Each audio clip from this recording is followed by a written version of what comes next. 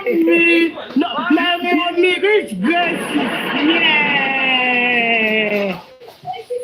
How are you? Welcome. Mommy, I love you. I Thank you, love you with the bottom of my heart. Thank you, You are the best. You are God too bless special. you, ma. All glory to God, ma. Thank you, ma. God will reward you. Amen. God will lift you up.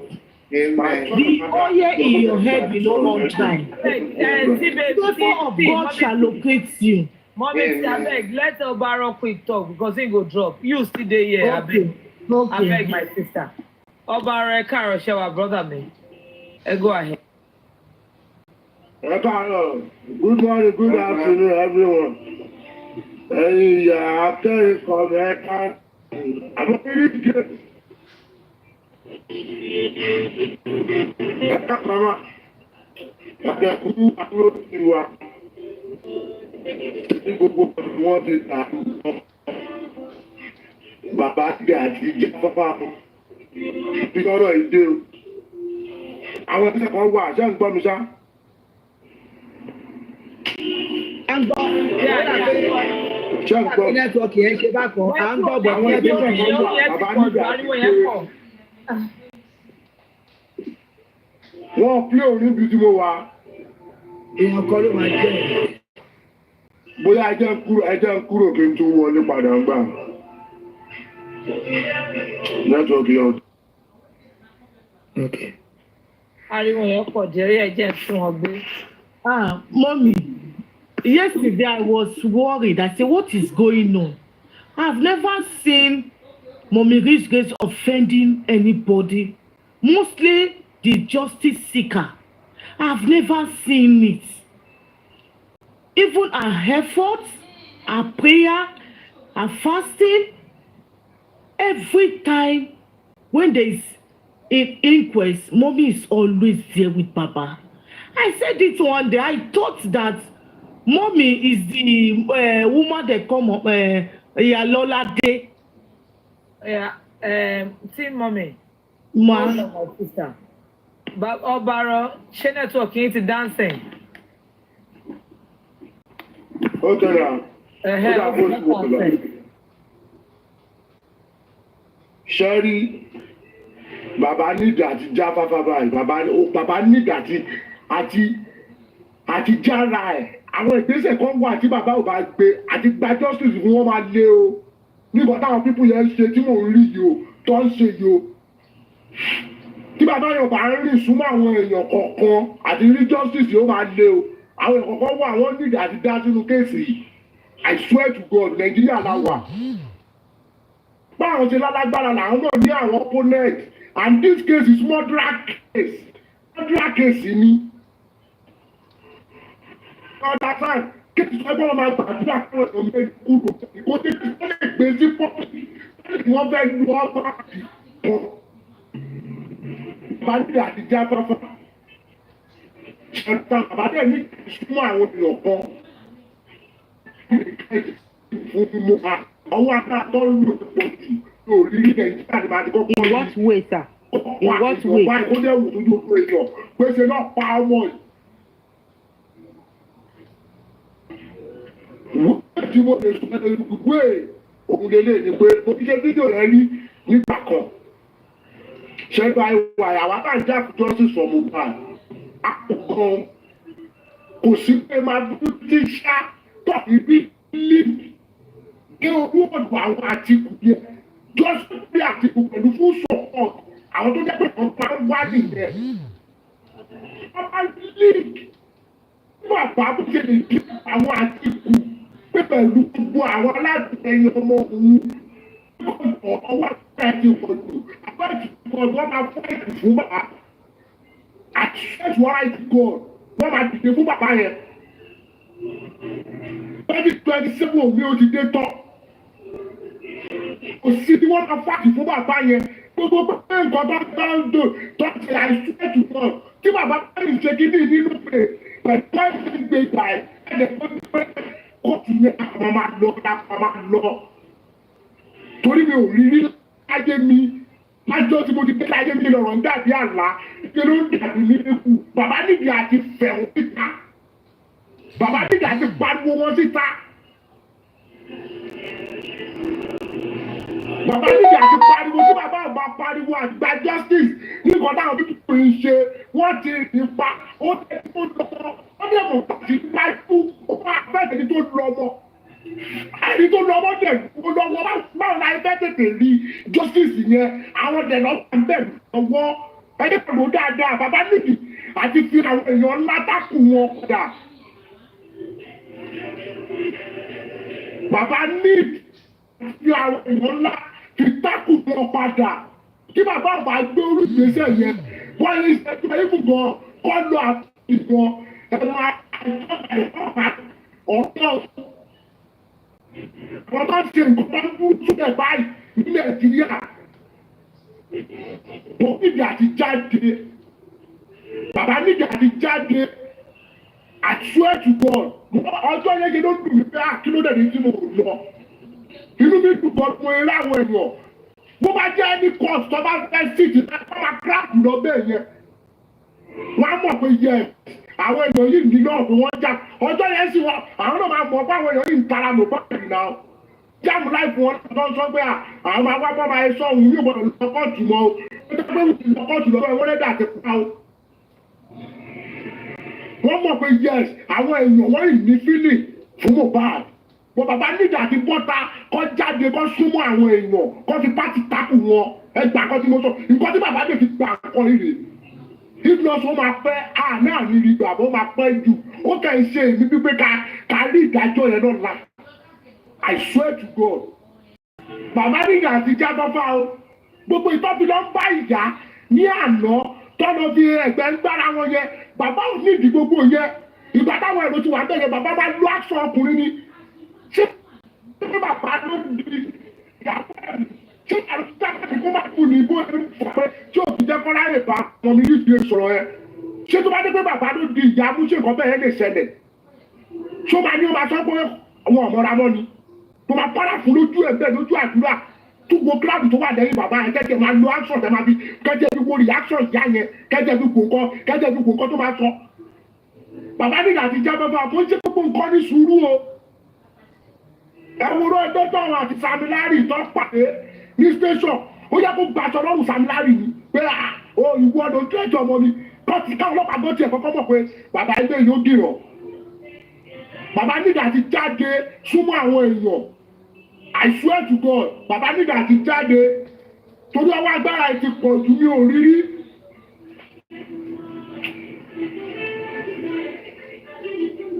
Ọ̀bàrọ̀. Gbogbo òótọ́ ni àwọn ẹlẹ́bọ̀dé tún pọ̀ àwọn ẹlẹ́bọ̀dé àwọn tí bàbá yẹn lò bí àwọn fojú jọ they are all betrayer. Èmi kò máa láìkí kò máa mú ọ̀rọ̀ lẹ̀ káwọn ènìyàn máa sọ pé ọba lọ sọ pé ọba gbogbo nǹkan tí mò ń rí mo kàn ń ka sára ni pé jẹ́ ká rí nǹkan yìí anybody àlọ́ máa wá nǹkan ṣe lórí láìfù ẹ̀ jẹ́ ká rí nǹkan yìí àdẹ̀sọ́ fún bàbá ìgbà tí wọ́n bá bá àdìgbà ọmọ ìkọlọ́sí ọ́tọ́sí ẹ̀ náà nígbà ẹ̀ mo pè wọlé pé bàbá ẹ má jẹ́ kẹ́dìbò ìrí yín gbogbo ìyálẹ́ni tó fara ń gbára yìí ó dẹ̀ léwu gan ó léwu táwọn tó sọ pé táwọn bá ń bàbá Mohbad kò gbà wọ́n ní kankan kò sí ìgbà táwọn pípù yóò lè ṣe láti má fi rí justice fún Mohbad o bàbá dẹ̀ ẹ̀jẹ̀ ti bọ̀ pé tábà ti lè mú bàbá Mohbad wà lé ọtí tán o no case mọ́ no case so torí ẹ̀ bàbá kọjá fáfá kọjọ torí Ọlọ́run kọjá fáfá gidi gan bàbá nígbà tí já fáfá ẹ̀ sọ pé kí bàbá má sùn dàrúṣà kó má kí bàbá má sùn ọmọ ẹ̀ àdúrà kó má sùn dàrúṣà pé tó fẹ́ rán ọmọ lọ sẹ́wọ̀n tó fẹ́ ṣe kíní kan tó fẹ́ ṣe gbádá kó má sùn. àwọn tó wà nínú nígbà tó máa tọ́ di èyí tó gbẹ́rù lórí ẹ̀ ọdẹ pa àwọn ọdẹ pàlú lé wọn sọ̀rọ̀ táwọn báwọn báwọn ọmọ nípa kú Mohbad àwọn onífẹ́ jẹ̀yà Wùmí ọlọ́pàá àwọn fọ́dọ̀ protocol torí ẹ̀ ní bàbá ṣe gbọ́dọ̀ dìde àwọn àyànà nǹkan tó ti fi lọ̀ wá mo gbójú bẹ̀ ní pé no ìwọ́n tó bá ti yàtọ̀ sí justice ẹ̀kọ́ ẹ̀gbẹ́ wọ́n ti ṣe passport ṣe mí tí mo wò pé wọ́n passport mo dẹ̀ rí pé ẹ̀sìn lójú ọ̀nà ẹ̀ wá tó ṣe passport fún mi ẹ̀kẹ́ lójú ọ̀nà ìpẹ́ẹ́bẹ́ ti UK tó àgbẹ̀ òun wọn kúrò fún wọn ẹ máa wẹ ìwé rẹ̀ ọba rẹ yóò tọ́jú mo wà bọ́tọ́ bá bá sọ̀rọ̀ bàbá nígbà tí jẹ́ ìtumọ̀ bá wà ní àwọn àná ẹ̀sùn bàbá jẹ́ àbẹ̀bàbà kan sọ̀rọ̀ bàbá àti bọ́tà ọ̀sán èèyàn ẹgbà kan tí mo sọ fún ibà nígbà tí jáde tí bàbá wà bọ́tà àti rítọ́sì ó wà ní Lagos ẹ̀fẹ́ jáde Lagos state yẹn ó lágbára ẹjọ́ omi ìjù máìkì mi náà. ọba arọ ẹ kàárọ̀ inú mi dùn pé ẹ wà ń bí ọ̀rọ̀ dẹ̀lẹ́ ń sọ ká dúpẹ́ lọ́wọ́ Ọlọ́run ṣùgbọ́n kí n kọ́kọ́ mú láti kí n mú àwọn maybe 1 or 2 points tẹ́ sọ. Number 1 wípé bàbá ń súnmọ́ ìyá Mohbad. Inú mi dùn pé rìpọ́tà kan wà láàrin wa bíbá yẹn sìn ó dẹ̀ jẹ́ pé lẹ́gbẹ̀ẹ́ màmá Mohbad ló wà. Bàbá Mohbad ń wọnú inquest court yẹn àwa ti ẹ̀ wà níbi tá a wà náà but thank God for technology tó jẹ́ pé wọ́n record ẹ̀. Bàbá ń bọ̀ Dayọ̀ mú wọn wọlé bó ṣe mú wọn wọlé bọ̀ tààràtà wọ́n lọ mú bá ìyá Mohbad. The Bible says wisdom is profitable to direct. Níta ń bẹ̀ yẹn tí bàbá bá fapá jánu lójú gbogbo àgbàlá ayé ṣé ó sì ń ṣe dáadáa làwọn èèyàn ń sọ̀rọ̀ yìí. Ó lọ bá ìyá Mohbad. Nǹkan kan wà tí ó jẹ́ pé the educated fellows will call body language. Ẹ wo body language bàbá Mohbad ẹni tó ń kíyàn tó gbójú sẹ́gbẹ̀ẹ́ ẹ lọ wo fídíò yẹn dáadáa ó kàn fọwọ́ gba lẹ́gbẹ̀ẹ́ ó dẹ̀ gbójú sẹ́gbẹ̀ẹ́ ó dẹ̀ bá tiẹ̀ lọ. So for that we give God the glory and we give him kudos. Ó sọ wípé ṣẹbẹ́fẹ́ ẹjẹ́ àpèwèrè lọ́kọ̀ ìyàwó kó járe mú mi ní no problem. Ó dẹ̀ lọ́bẹ̀ ó ṣe tó máa ṣe ó kúrò mẹ́ ó wọnú ilé. Ibi tá a jókòó sí èmi àti ẹ̀ tí ìjókòó gan ìtaláwà àti because ntẹ́mi rò ní wípé because mo ní that thing was on the 11 èmi ti débẹ̀ láti on the 10 I slept in Ìkòròdú torí pé ńgbà tó sọ wípé 8 o'clock mo ní báwo mo ṣe fẹ́ meet 8 o'clock ní àti Ìbàdàn mo ti ṣe every preparation tẹ́mi àti ẹ̀ tó máa ṣe sílẹ̀ fọ́kọ mi mo gbéra Ìkòròdú ni mo sùn adébí venue yẹn ní 7:30 kódà nígbà tí adébẹ̀ táwọn ọmọ bá ṣe fẹ́ wọlé ṣe ni a send message sí music report òun ló wà live tí ẹnìkan tó jẹ́ KDY fashion tó send nọ́mbà Yomi sí wa adẹ̀pẹ̀ Yomi gan béèrè pé níbo lẹ́wà mà àsọ pé àwa ti wọnú venue kò pẹ́ náà ni mo bẹ̀rẹ̀ sí ní rí àwọn èèyàn tí gbogbo wọn ń dé to the glory of God o bàbá dẹ̀ wá sáàrin wa wọ́n wọnú court so gbogbo máìdì mi ni wípé ìta làwa máa dúró sí torí níta máa kọ́kọ́ mójútó lélẹ̀ so tóyìn pèpèrèpè lónìí mọ́mì ẹ jẹ́ ká wọnú ilé àwa wọnú ilé. Baba was sitting alone pẹ̀lú PA gbágbágbá ló jókòó tì lẹ́gbẹ̀ẹ́ anybody looking at that video gbágbágbá ló jókòó tì lẹ́gbẹ̀ẹ́ àti another man so iwájú wa òun ni ìyá Mohbad jókòó sí àti man Dayọ̀ yìí.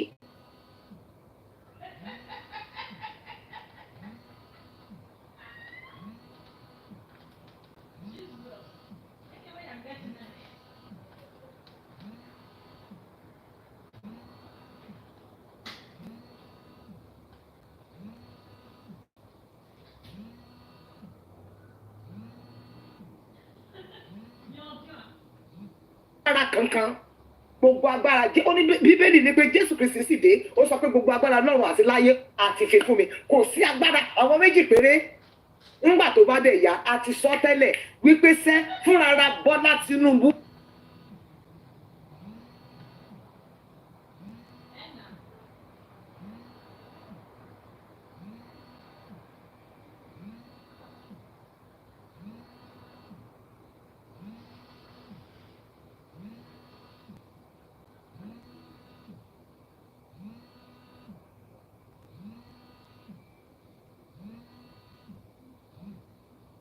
To the court disguise for what? Ọlọ́run fúnra rẹ̀ ò lè bọ́lẹ̀ ó rán àwọn tó aṣojú ni ẹ̀yin tẹ́ẹ̀sùn tẹ́ẹ̀ ṣe tẹ́ẹ̀ ń gbàdúrà you are the support system for somebody like us that is going So I am Mickey Bangba. Go see anything. I am invigorated again now by all the words that you are saying. So I'm letting Oba know. We pay on this matter. So me ti fẹ́ kúrò ńbẹ̀ àwa wọnú ilé. We now sat down. Events tó wá ṣẹlẹ̀ nínú ilé mo fẹ́ mọ̀ yìí o. Àṣẹ Jókèmù wà láàrin wa. Òun ló fún láti ní information man. Now I understand. Because lánàá mo wà lórí FYP àbí lóru èní. And they were praising her. Bẹ́ṣe lọ́yẹ̀ ní kẹ́ máa disguise. So she's the one feeding them information. There's not an outsider. Alábàjọ tó fi sọ pé bí kú lé òpa ni tìta ò ní nǹkan fìyàn ṣe. She's the one. Akànwá wà bẹ́ẹ̀. Akànwá rí wípé Mr. Múyìwá pè. So Jókèmù ló pe Múyìwá. What are we saying? Ṣé rí gbogbo ń dá wí? Tí ìṣètò àti ìbẹ̀rẹ̀ àdúrà. A ṣẹ̀ṣẹ̀ tún máa bẹ̀rẹ̀ ni. Ṣé àwọn ẹjọ́ méjìlá nígbà tá a ṣe ń pẹnu tá a ń pẹnu kótókótó. A máa bọ́ sí inú bíríbírí tí a fi máa ṣèkì ọ̀run àti ìbẹ̀rẹ̀ kankan. Child's play kọ́. Now I understand. Ìyẹn ló wá jẹ́ kí spirit pé ẹnìkan dẹ̀ máa sọ pé òun abiyamọ. Òun ló ń fìdí gbogbo information tẹ́ ń gbọ́ lórí online yẹn. She's the one in our midst. Kò fojú hàn. Òun ló pe Múyìwá tí Múyìwá àṣà mo kàn wá rí wípé wọ́n kàn wá gbé fóònù fún bàbá Mohbad. Ní ìmọ̀ tó jẹ́ ojú wọn. And that must be the spirit of God. Mo kàn wo ojú wọn, bá ṣe sọ̀rọ̀ tán mo kàn rí pé ojú wọn kàn kọ̀rẹ́ lọ́wọ́ ni. Pé kí ló ṣẹlẹ̀? Wípé kí ló ṣẹlẹ̀? Àfìgbà tí wọ́n gbé fóònù fún mi, ló bá di bí Múyìwá, ló bá sọ kí n jẹ́ kí bàbá Mohbad, màmá Mohbad, kọ́ jókòó ti gbá, kọ́ ṣàwo, kọ́ ṣe kòkó bàbá ṣàṣọ. Mo ní òkè.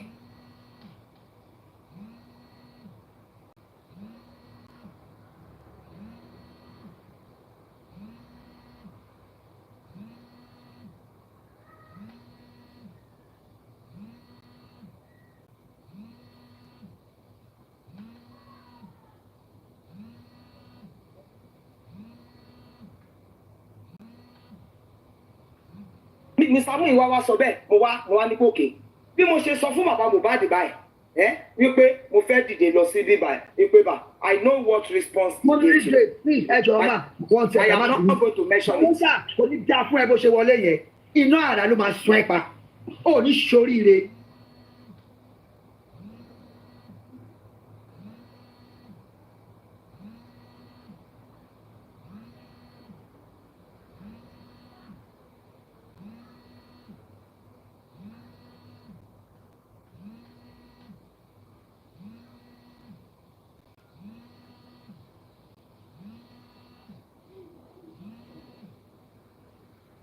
kábàlẹ̀ inú àdúrà ń bá wọn ìtọ́ fẹ́ ṣe gan nìyẹn.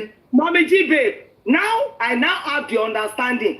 So Jókèmù tó wà láàrin wa ló ń pe Múyìwá ló ìsídà kó máa test wọn because èmi máa gbọ́ràn tó di látà. Mo máa gbọ́ràn tó di látà. Wọ́n bá ti sọ wípé nígbà tá a wọlé wọ́n ti máa warn wa keep your phones don't do this o. Èmi ti mú tèmi mo ti fi sí do not disturb mo ti jù sínú bag. Because mi ní fẹ́ kó jẹ́ pé magistrate ọmọ kékeré á wá lọ wọn èmi sínú gadroom God forbid àtijọ́ tí mo ti lọ corona tó bá ti lè ṣe court kó wọlé báyìí mo máa ju fóònù mi sísàlẹ̀ ni ẹ tó bá wà lẹ́gbẹ̀ẹ́ mi gan màá sọ pé ẹ má pariwo ẹ má sọ̀rọ̀ ẹ bèrè lọ́wọ́ Tóyìn nígbà tó ń tẹ̀ wí ṣé bẹ́ẹ̀ ṣe ń bí báyìí mo ní wọ́n máa lọ sọ ẹ sí gbàgà kò má ó tún bú sẹ́kún gan tó sunkún tó wò pé báwo ni dàrọ́ṣà ṣe máa purọ́ ńláńlá báyìí ṣé you understand that is on your side so gbogbo nǹkan tó play out Jókèmù ló play out. Because mo wà ńbẹ̀ she cannot anybody hearing her I was on her live on FYP when they were saying wípé ẹ ṣe dáadáa bẹ ṣe disguise yẹn kìíní kan so she's the one calling Múyìwá by chat tí yẹn ń pè because phone number bàbá Múyìwá kọ́ ni phone number bàbá Mohbad kọ́ ni Mr. Múyìwá pè it was somebody that brought that thing to us so there is an enemy within us that is feeding Múyìwá.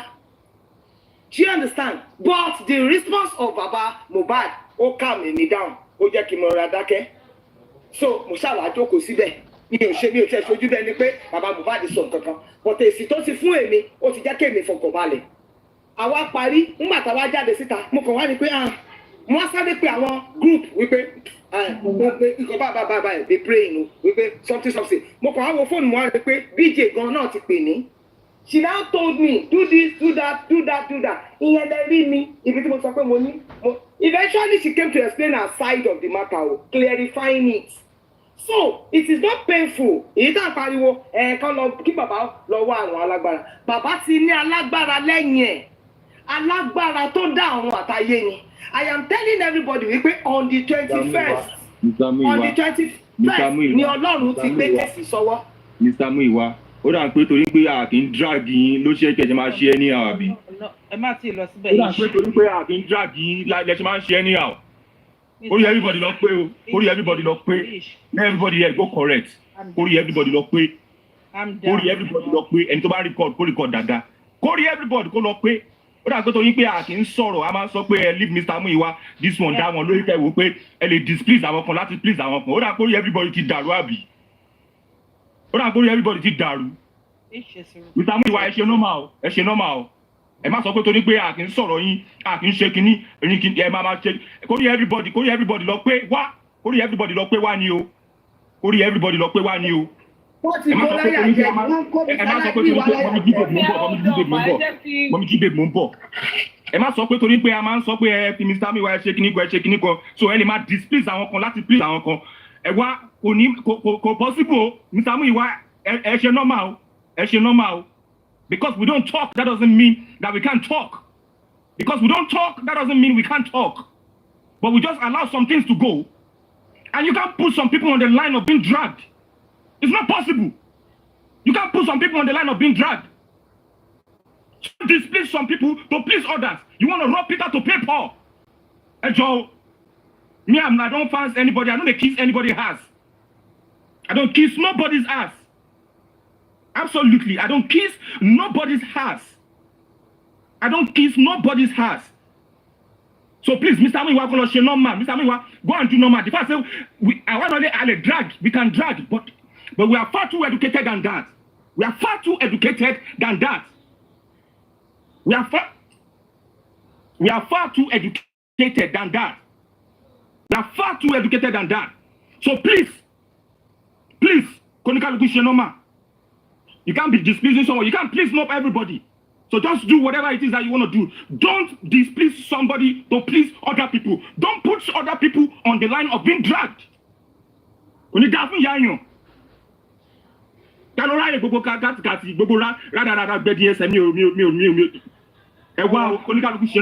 you have an assignment, do your assignment. If you have an assignment, you are not here to kiss us. If you have an assignment, do your assignment. I don't know about you drag you. I have your number, but I don't call you. There's no need for me to call you. I didn't come here to come and be calling people. I came here for justice. I didn't come to justice for Mohbad to come and be calling anybody. If I have your number, I don't call you. I don't call you. There's no need for me to call you. There's absolutely no need. There's anybody mark with you? Please, nobody should call me. Please, nobody should call me. There's absolutely no need for me to be calling you. I have your number. I don't need it. Mr. Muiwa, anybody that's the number. Odumosu, Musanshitu, Konikaluku Shenoma. Konikaluku Shenoma. No Degon. Anyway. Now, I can conclude. Mommy, Mommy T-Babe, I can conclude.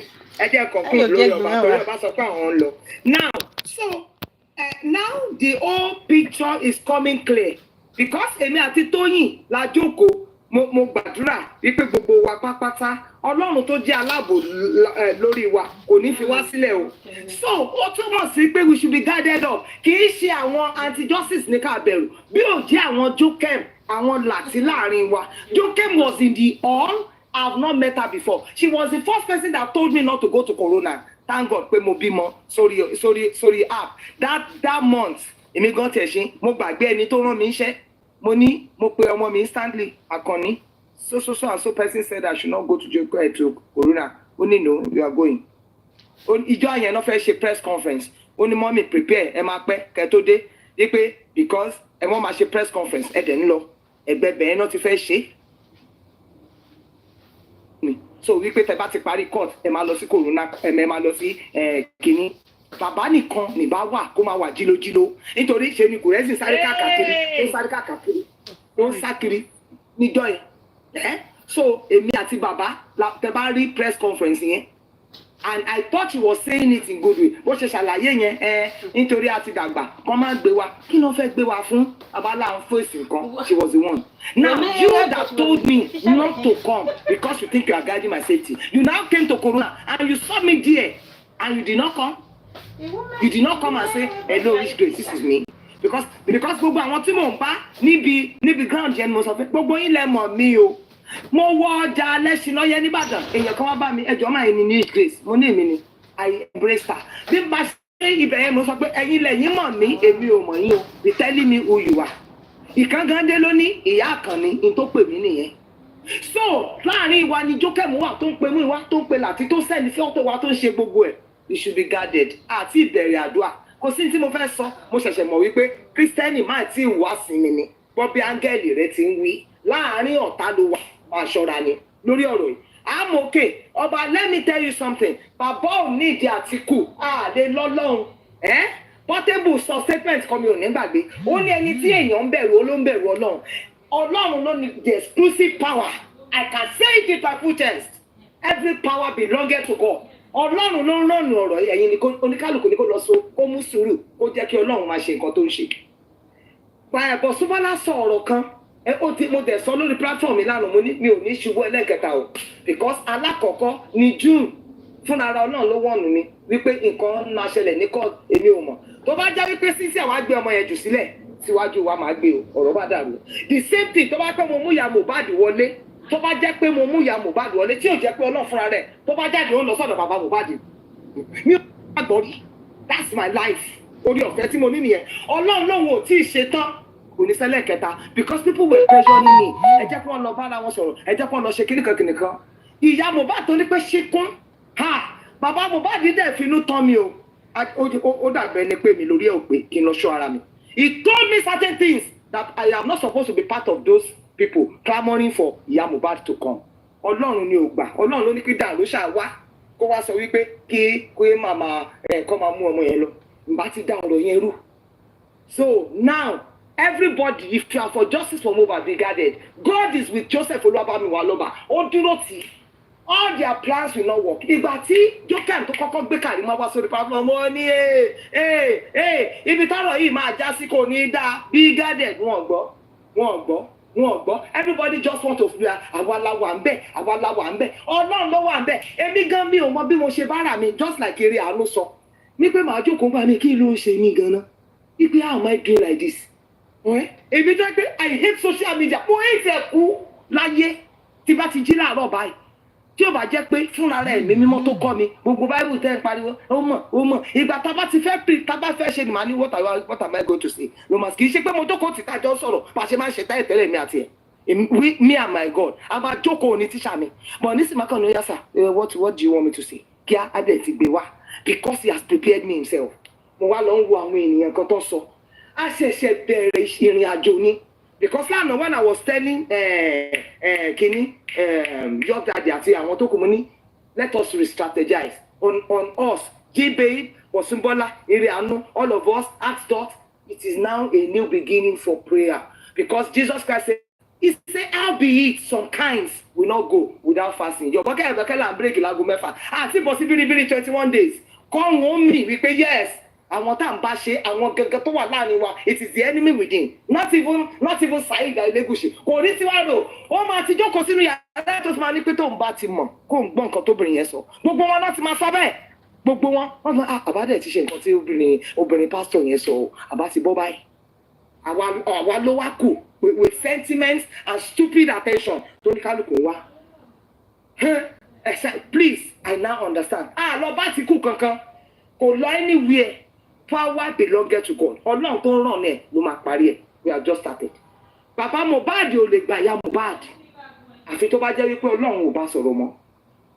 Jókèm ni òun ló ń pàṣẹ gbogbo information sí mú ìwà tó ń pàṣẹ níbi tá a jókòó sí yẹn. Àwa wà wájú àṣẹ́yìn wa ló wà. Ọlọ́run kó fọ̀tá hàn wá kíákíá.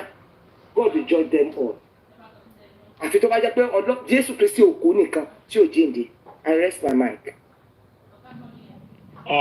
Ejo, please give me just few minutes. I beg of you, please. Bàbá Peter, ẹ̀rọ yìí máa pọ̀ ẹ̀jọ̀ ẹnu fẹsẹ̀ wọn kan ká kọ́kọ́ dúpẹ́ lọ́wọ́ Ọlọ́run. Kò ní pẹ́ mọ́ àwọn ní pé àwọn máa bọ̀ àṣírí ló bọ́lẹ̀. èmi náà máa ṣọ́ra ṣe shopping sí ni. wọ́n mi ẹ̀yin ẹ̀ lọ́kọ̀ ìwà pẹ̀lú ọmọ yín ẹ̀ lọ́kọ̀ vengeance ẹ̀ lọ́kọ̀. Thank you, Toyin Beberenpe. Thank you, Mommy Richgrace. I celebrate you. I celebrate all of you, the panelists, and all the gladiators. Eastok, God bless you. I love that voice. I always like to see you in this form. Let me tell you something. You cannot be gentle all the time. Eastok. At times, I love you being just switch, just like the way you did today. This is a battle. The Bible says the kingdom of God suffereth violence, and violence taketh it by voice, by force. I love your form. I love everything you said. Mr. Muiwa, please be guided. I'm going to speak to you, Mr. Muiwa. Be very guided. If you love yourself, if you don't want heaven to go against you, please be very guided. You cannot be acting like an errand boy for anybody. You cannot be acting like a stooge to anybody. You have to be guided. Be guided and stay true to what you believe. Be guided and stay true to this cause of justice. You cannot allow yourself to be used by some idiots claiming they are looking for justice, but they are looking for their pockets. Mr. Muiwa, please be very guided. Be very guided. Don't kill Baba Mohbad, Mr. Muiwa. Don't kill Baba Mohbad, Mr. Muiwa. Don't let them use you to cause the downfall of Baba Mohbad, Mr. Muiwa. Be guided. Be guided. I'm telling you. Please be guided. If not, heaven will come for you. If not, you will see what you did not plan to see in injustice. We are not coming out for you. We are not working for you. We are working for justice for Mohbad. We are here for that cause. People have lost their livelihood because of this cause. People have become an outcast because of this cause. People have been banished because of this cause. People have lost their mental health because of this cause. Some have died because of this cause. Mr. Muiwa, be very guided. I'm telling you, I'm coming out with full test. Be guided. Don't let that mistake repeat itself. Don't let that mistake ever happen again. You are not the controller of justice of Mohbad. You are not the controller of anybody in the cause of justice. We are here out of our own volition, not because of you. Be guided. I'm warning you, Mr. Muiwa. Don't allow yourself to be used by idiots and nincompoop, by the killers that want to kill the justice. Mr. Muiwa, be very guided. Be very guided. Mommy Richgrace, please, don't make that mistake again. I don't care who's calling you. You are not a stooge to anybody. I don't care the name of the potential callers that will tell you, do this, do that. Please, don't ever do what your mind does not want you to do again. I'm begging you. I told you yesterday, if anything happens to Baba Mohbad, the Lord is going to ask you. Heaven is going to ask you what you did, what you are looking at, why you allowed such to happen to Baba Mohbad. Be afraid of the Almighty God, not of people calling you. I don't want to know their name. Mommy Richgrace, please, be guided. Mr. Muiwa, be one. Be one. This is a battle. We don't care. We are not looking at your face. We are fighting a cause of justice for Mohbad, not for you. Be guided. Be guided. Be guided. Be very guided, Mr. Muiwa. Be guided, though. I will not say more than that. Thank you very much.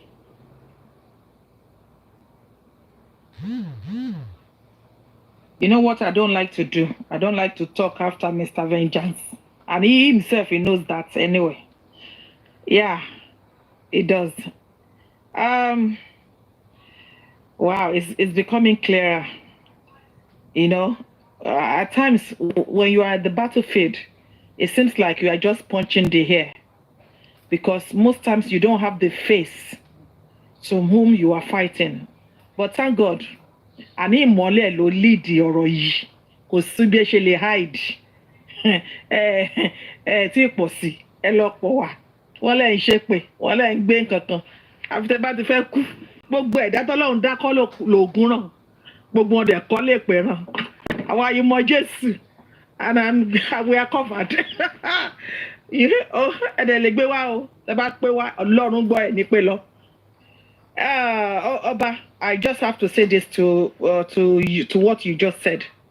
Sherry, kò sí bí bàbá Mohbad ṣe lè ṣe é, kò sí bó ṣe lè ṣe é tó bá kọ̀ lọ́jọ́ yẹn pé òun ò kíyà Mohbad ara yẹ á wí bó dẹ̀ tún kí náà ara yẹ á sọ. Baba Mohbad has been in a position to jẹ́. He just have to follow the will of God only. If not, the people will put him in trouble.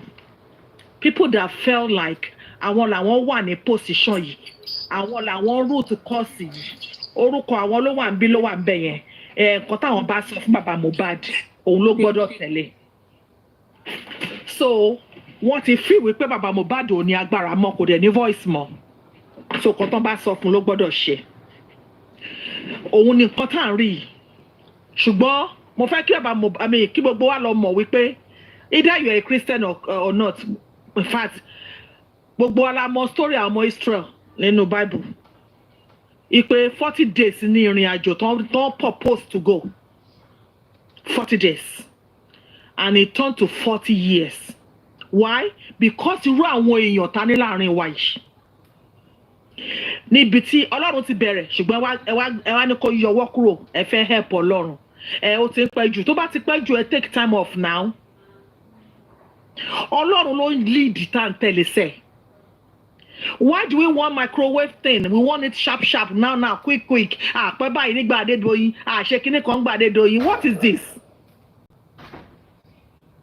Èèyàn mélòó ló bá yín jókòó sórí ọ̀rọ̀ ọmọ Adédoyin bí eléyìí? We have 15 people in the house. Èèyàn kankan ò sọ̀rọ̀. Èèyàn mélòó ló wà nínú yàrá tó pa Adédoyin sí? Your sister is obsessed. You know? So, ẹ jọ̀ọ́ nítorí Ọlọ́run, àsìkò ti tó báyìí kó ní kálukú bá mindful, kọ́lọ́run má bàa yọ yín dànù. Yes, ṣe gbọ́ mi ṣá. Mi ò kọlà o. Kí Ọlọ́run má bàa yọ yín dànù. Just like Ish said. Mo kọ́kọ́ sọ pé Ish, calm down. But I heard it clear in my ear. Don't tell him to calm down. Ó dàbí pé dá aṣiwèrè lóhùn kó lè mọ̀ pé kó lè mọ̀ wípé nǹkan tó ń ṣe ò dání ọ̀rọ̀ tó wà nílẹ̀ yìí. Ẹ lọ gbẹ́jọ́ o. Ẹ lọ wojú Ọlọ́run o. Ẹ lọ sí mẹ̀dọ̀ ẹ̀yin kọ́. You cannot take this glory. This trophy tíyàwó ẹ ní come and take is not for you. You can't take this trophy. No trophy in justice of Mohbad. It's a collective work. Gbogbo àgbáyé ló ń ṣe, kò ń ṣe èèyàn kan. And if you find yourself privileged enough to be leading this cause, please don't take it for granted. Nítorí guess what? Kò sí ẹni tọ́lọ́run ò lè yọ dànù. Á replace yín. Ire o. Ẹjọ́ ṣé mo lè sọ̀rọ̀ sí ẹjọ́ tí Ọlọ́run. Alákọ̀ọ́kọ́ èmi dúpẹ́ lọ́wọ́ Ọlọ́run ọba Elédùmarè. Àṣírí ló tú. Ẹ jẹ́ ká wà nínú ẹ̀mí ẹjọ́. Ẹ wo nǹkan tó lead, ẹ wo láti àná àárọ̀ yìí torí pẹpẹrẹpẹ ṣáná sí TikTok. Gbogbo wa wá ẹ wọ̀rọ̀ tó lead síbẹ̀. Olúwa ẹ jẹ́ a dúpẹ́ lọ́wọ́ Ọlọ́run pé ẹ̀mí Ọlọ́run wà níbí báyìí. Láwọn olóòótọ́ àti olódodo. Àṣírí ló tú yẹn. Tẹ́yìn náà tún gbọ́tọ́ ní àwọn ẹni òkùnkùn wọn disguise. Ẹ wo Mr. Miwa ṣé wọ́n kó yín ní àyàjẹ ni wọ́n kó sí yín láyà. Torí ẹ̀yin náà kọ́ fún gbogbo ìgbà tí wọ́n dẹ̀ ń bu yín àwọn pípọ̀ àwa yìí náà máa ń gbèjà yín. Ẹ wá fẹ́ ẹ má gbàbọ̀dé fún bàbá Mohbad o. Ẹ jọ ṣọ́ra gidigidi. Even àti Gúrẹ́sì náà ẹ ṣọ́ra yín gidigidi. So ẹ jẹ́ sọ ọkọ̀ fún yín. I will prefer Paparino people than this Abiamo. Don't be surprised that they are not even working. They are not supporting Baba. They are just coming the other way. Coffee get at people. We have to be guided. Even Olori might not initially, we are together, but they will draw some people that have been in this justice, real justice fighters. They will go in there and put them to their side. This is what is happening. That woman just came. The first day she was like, I support chairman of Tuba with the Faith Abuja mission. I suspected it. So wọ́n ń lo ìyẹn fẹ́ wá. Ẹ ti ẹ̀rí pàtìrì tún kò sí tẹ́ máa ṣe táàkiri máa tó máa bò. Even on music people, If it's a mom, I don't even go to that person platform. I only do the window. Mr. Window man, but this guy was like, anyone. She was talking about you people. Mommy Yeti was there. If I tell you, don't you think back? How long think about? Why are you people like this? This is the fight between light, Imole, and the dark world. So what it shows is that you are for the dark world. Mohbad. No wonder you are empara, entara, enjato, ewuko. Téèyàn kan bá ti ní òun ṣe ẹ máa gbé pèsè ra yín là ń ṣe àwọn èèyàn. Iná wà ń bíbáyò, iná Ọlọ́run ó ti yá wa ká. Ní tó ń gbénu wa ó dunu táyé lọ. Ẹ máa lọ kírun, ẹ máa lọ sórí awọ, ẹ máa lọ síbi tẹ́ bá fẹ́ lọ́nu kòkó yín àbí kọ́fẹ̀ yín. Ẹ bọ́ lọ́hún bẹ̀. Enough is enough. Mr. Mi ìwà ìṣọ́ra yín gidi gan o. Tọ́ba etí ẹjọ́ tí fún yóò máa ju tá a máa fún yóò máa jù bẹ́ẹ̀ yẹn lọ. Ìkànnì ẹ fẹ́ràn bàbá Mohbad. Ẹ máa wá ṣe gbẹ́gbẹ́gbẹ́ so nítorí pé ọkọ yín láyà jẹ. Mọ́mí ẹ̀jẹ̀ máa ti jà lóra ọ̀sẹ̀ mọ́ ẹ̀jọ̀ máa. Let's calm down. Ẹjọ́ Ẹ̀jọ̀ máa ẹ̀yẹ kẹ́kẹ́. Because but it's not fair. Okay, now àṣírí tó tún pé wọ́n fẹ́ bring in Mommy Richgrace spirit àwọn èèyàn tó ń dìde wọ́n ti mọ̀ pé àwọn lè kọ́ àwọn mú wọn kó lọ náà kó ba lè sú wọn which is not possible. Mọ́mí ẹ ká yes. Mo ti calm down ẹni pé òun mi ti lọ́lẹ̀ ni àbí mi ti calm down tó. Àmì òbí omi ìtí àti ìlọ ha you know how we are. Lẹ́dà ọmọ sí àti bí ilé òtún jẹ. Mo ti calm down wọn mi ò lọ sókè lọ. Mute náà máa mú mi mute. Ẹ mọ̀ pé tó bá ti ń sọ tí Mọ́mí jíbe bá ti ń sọ.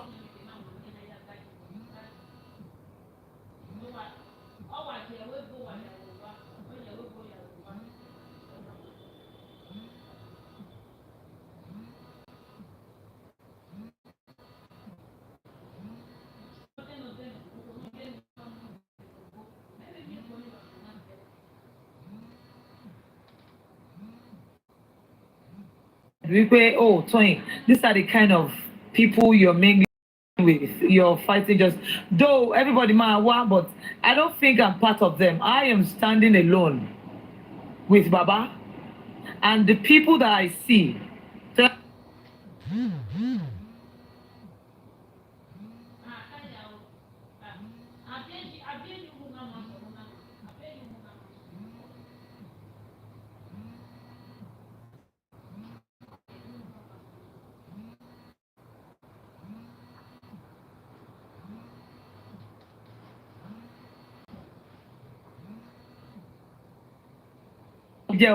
That means what is your one picture power the run you check and you left very picture fine, ugly. We went inside. You just said we should not fight now. Which one be this one now again? No, Mr. Mu, you want me to for I'm still going to leave him. I'm still going to leave him for now. I'm not going to come on. I will call him straight. I don't have time. So I know people oh God, nonsense. Jesus, blood of Jesus. I cover my mouth with the blood of Jesus. All about getting sorrow long. Because all they hate here, because my sorrow see one. Why regret if I want to I'll get sorry. But I'm not going to do that now. Queen B, I'm not going to do that. We went there, we went inside, and we saw Baba. I'm saying it, and I'm still repeating myself. I hugged Baba and pecked. I'm saying it with my mouth. So why is she being stupid? Is she dumb? Why is she being stupid? Are you going to record me for her, or is she here to hear me? She's being stupid and useless, a stupid mother. I pecked Baba, leke. Leke. I pecked him. They're supposed to have a video. I'm glad I did. If I see Baba tomorrow again, I will give tight and peck him again because I love him so much. Yes, because that is the person I am with. I hugged Baba. And I pecked him. Ṣé rí pé mo emphasize mo sọ gan. I pecked Baba, I pecked him, peck on the right, I think on the left chin. Cheek. I hugged him. Mo fi gbogbo ara hug wọn, mo fi gbogbo ara mi mo gbélé bàbá. Bá tún rí bàbá lọ́la. I'm going to hug him again and pour my body on his body. Sit on his lap. Continue. Each talk is here. Continue, okay? I hugged him and I hugged him. I was hugging him, shaking him. I shaked him. I shake Baba. I hugged him tight. We get the point.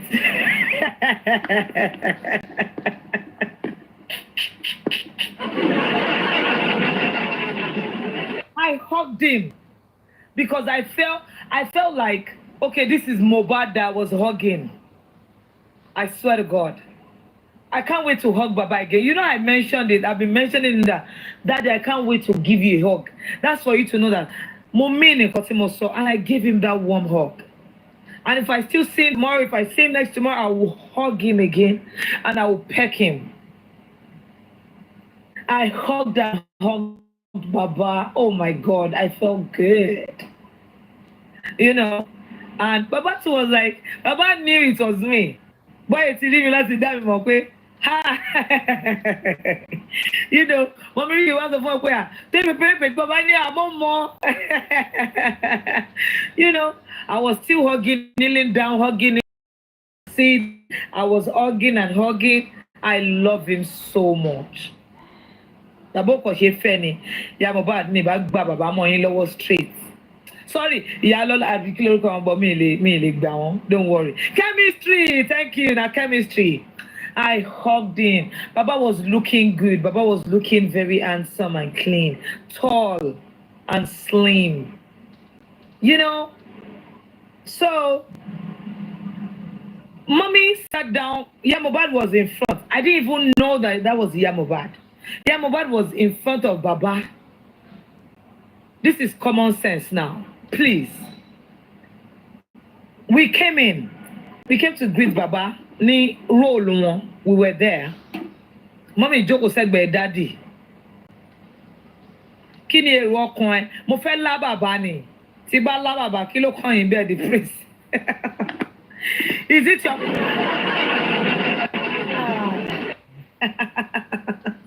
So, Mommy sat beside Baba.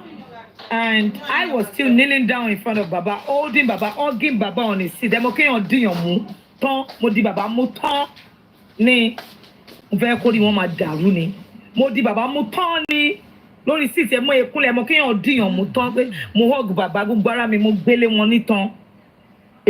What kind of hug? They are rich. Those who are helping footballing are rich. Those who are helping in the music industry too, in getting the the natives who are angry at the situation, who are get them, make them happy, make them dancing and smoking, having sex, and get them deep and not concentrating on the real things and get them emotional.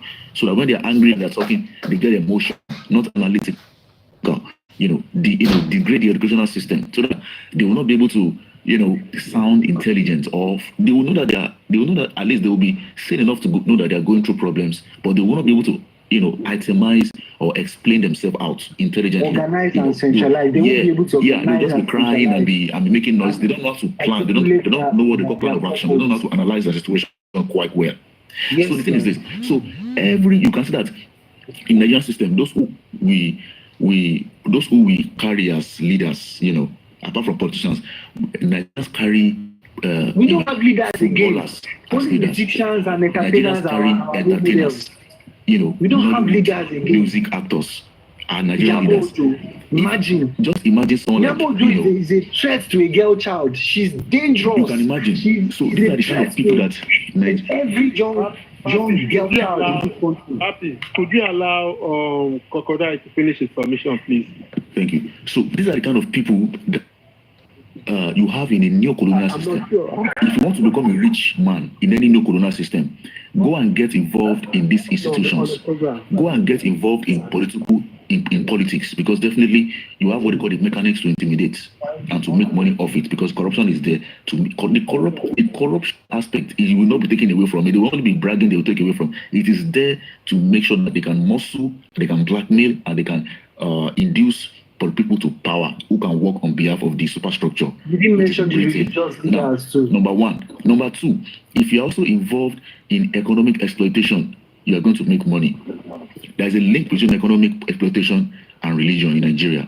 So all what is going on in the eastern part of the country, the IPOB and all those things like that is going on, the this and that, and also going on in Boko Haram and all those things, they are working together. If you are involved in this, business of arms trading, drug trafficking, and all forms of, prostitution, all these kind of economic exploitation activities, you are going to make money in the new colonial system.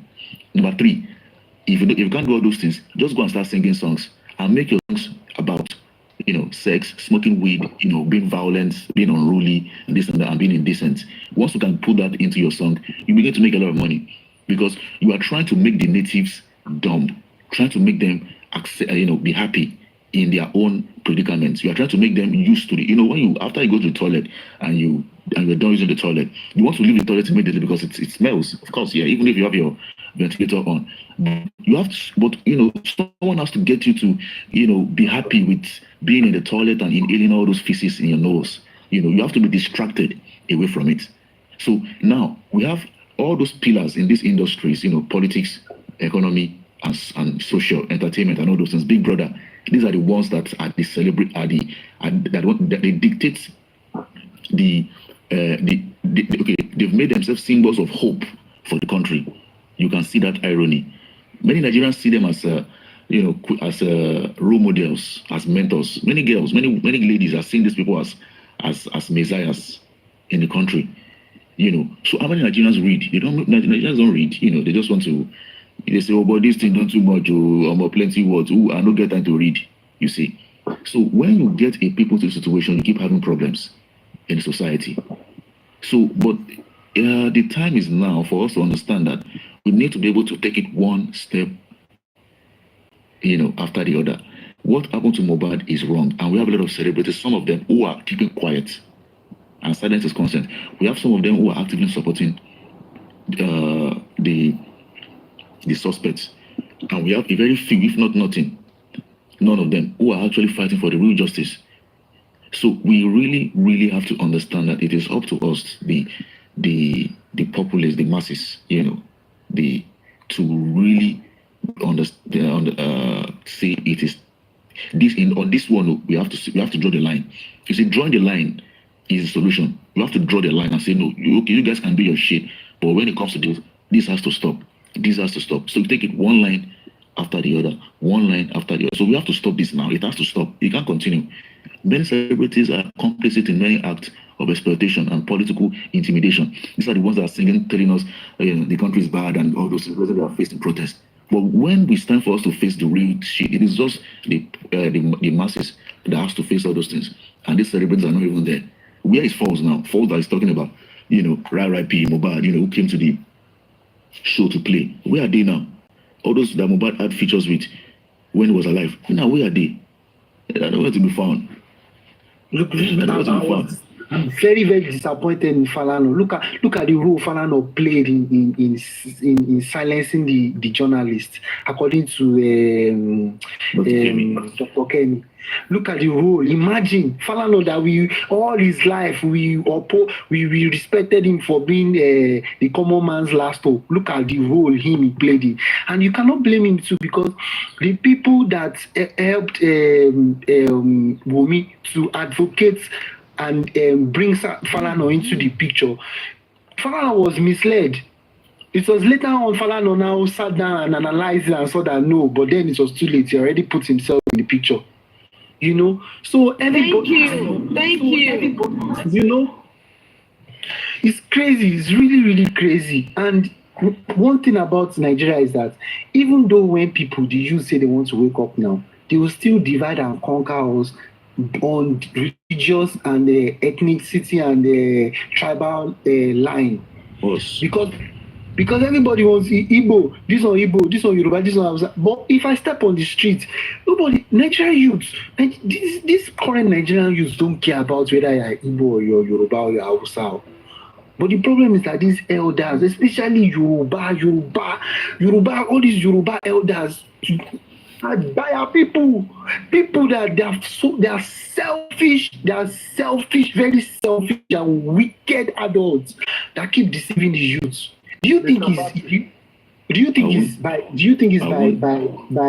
For me, accident that the for me, education I won't- I just want to say something about what you have just said. I believe we've not really seen the right person in terms of politician, somebody that has the will and the political clout to move this country forward. What about you?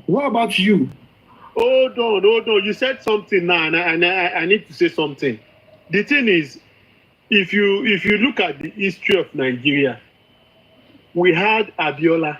Abiola was a Yoruba person, and the Northerners, the Easterners, and the Yoruba, we all voted for him because we believed that he was going to move us out of the mess that we are in. So we also had Abiola was a good project. Abiola was a thief. Hope you know that too. No, Abiola was a thief. Hold on, please. We are not talking about somebody. We are not talking about characters now. You said people use different, probably division, like to divide us and all those stuff. And I told you that we've not really seen. And I gave you an example. I guess 1993, Abiola contested, and people followed him. Northerners, Easterners. So it is not like, how should I put it? It is not like, the religious or any other this thing. Yeah, If you're a good product, people will vote for you.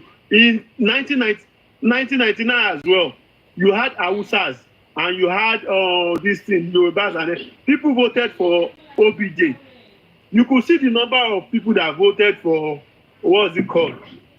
APC lost Lagos State now during this last election. People voted for Obi, but there was a bit, I don't know. It is not about all those sentiments that is really wrong with us. Until we have to just like. Yes, I would like to add to what you said. I would like to You add see to what what you is say. happening in South Africa. That You is, see what is happening. I want to use one it's not analogy about, because a lot of people, the mistake that most of us make in this country is, especially we Yorubas, we will say, oh, the Yoruba. No, it is not the ethnic group that has the problem. It's not the culture that has the problem. But you see, most of But the they're using it leadership that against you us. have, It's not like we have the problem, but these leaders, these so-called leaders, are always The using it against us. the leadership that you have, when it comes to Nigeria, you're talking about a group of politicians. Regardless, Hold on, Crocodile, please. Sinisi, I can't hear anybody. Mommy, Yeah. could you please, maybe you drop, man, come back online. Probably it's your network, man. yes, sir. So the thing is, regardless of the ethnic group, regardless of where they belong, they all. So it is not about the ethnic group. The Yoruba itself is an ethnic group that has all it takes to make the people great, righteous, and fair. Now, if you look at the way the leadership of most ethnic groups, especially the political leadership of most ethnic groups, the way they are chosen, they are not chosen based on merits. They're chosen based on it is based on the nepotism and political party. gerontology. Do you know what they call It's based on the gerontology? political parties whose interests they can defend, or whose interest they can identify with. If the It's not just that. Oba, if the Oba of Lagos or the Oba of so and so It's not that, state, bro. if it's not agree, It's not that. if it does not agree with the ambitions of the particular governor who's in a political party or interest, it will be removed, regardless of It's more than that. of more than the that. sanctity of his throne. It will be It's more than disrespected that. and taken away. You It's more understand? than that. So I think we have gone beyond the state that you are talking about. Exactly, it's more than that. So the problem with us is that most people who have the capacity, if you listen to the way you analyze and talk, I see a leader in you. You get it. Look, let's take a look at this course for an example. You should be talking now, but at the end of the day, you find out that people who are not even qualified as you are the one They shut you up. No, yeah, taking the shot, calling the shot. Yes, sorry. ma'am. That is a problem. We have got leadership problem in Nigeria. That's why I'm telling you that And it's more than that. And it started during the military era. We need to understand that there was a time we had leaders in this country that Those people are were married. investing in this country. There was Yes, a time we ma'am. had Volkswagen. There was a time we had Kojo. There was a time we had Nigeria and all those companies. If you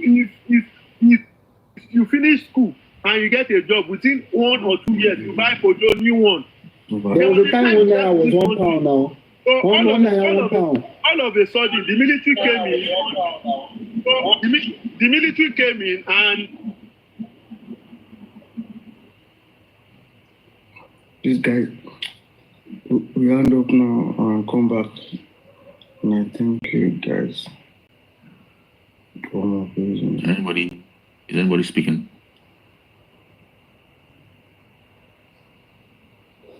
Hello. he just wants to go off. What I was trying to say is,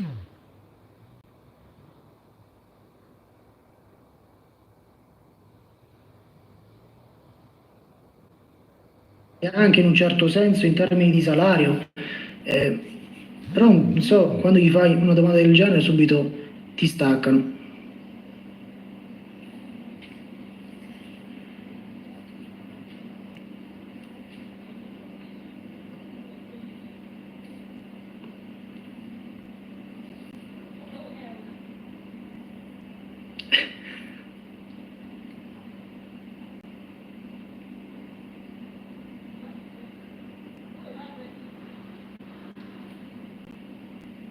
Sì, sì. No, che poi sono sgamabili, ragazzi, impressionante. Cioè sono tutte, ecco, ragazze di nazioni non italiane che ti chiamano, ti propongono investimenti particolari. Cioè, che poi mi dispiace anche, però a volte offendono, ragazzi, a volte, non so se vi è mai capitato, però a volte offendono. Potrei chiedere cosa ne pensavo del long sul GO. Però loro hanno il tuo numero.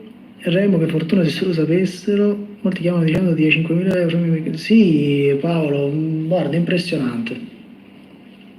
Una volta mi è capitato che partono con le offese. Perché ti comporti in questo modo? Io ti sto per salvare la vita. È un peccato, perché poi immagino quante chiamate fanno ogni singolo giorno. Sì, mi è capitato, offendono di brutto quando li sgami.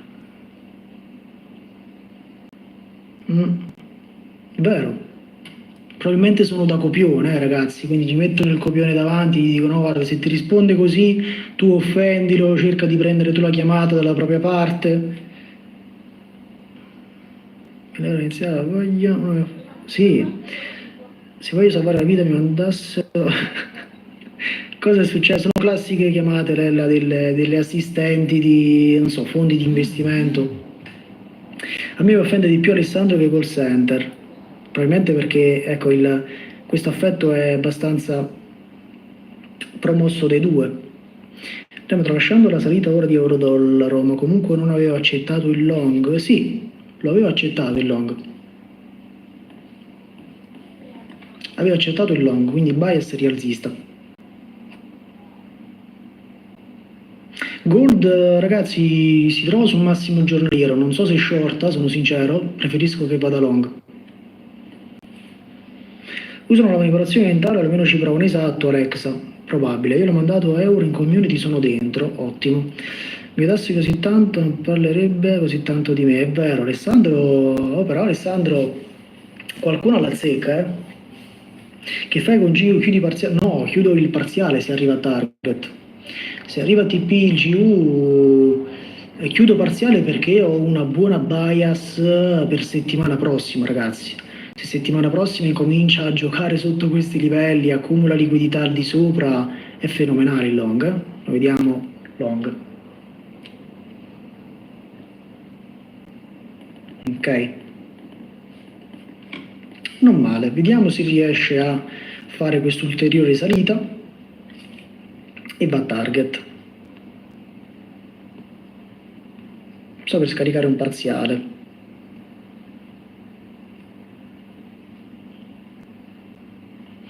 Allora, euro-dollaro anche sta salendo, non male.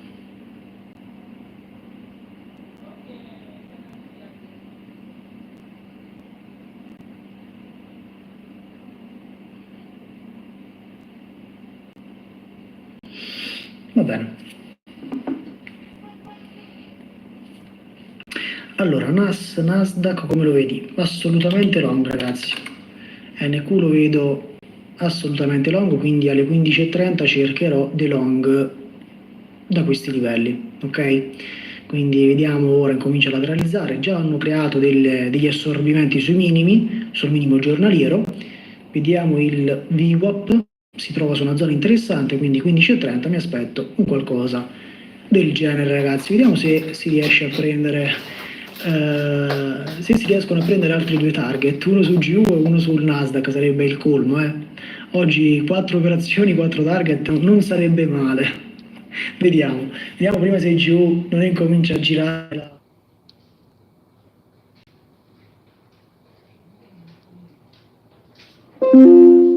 Not the 3 that they have. They need to increase it.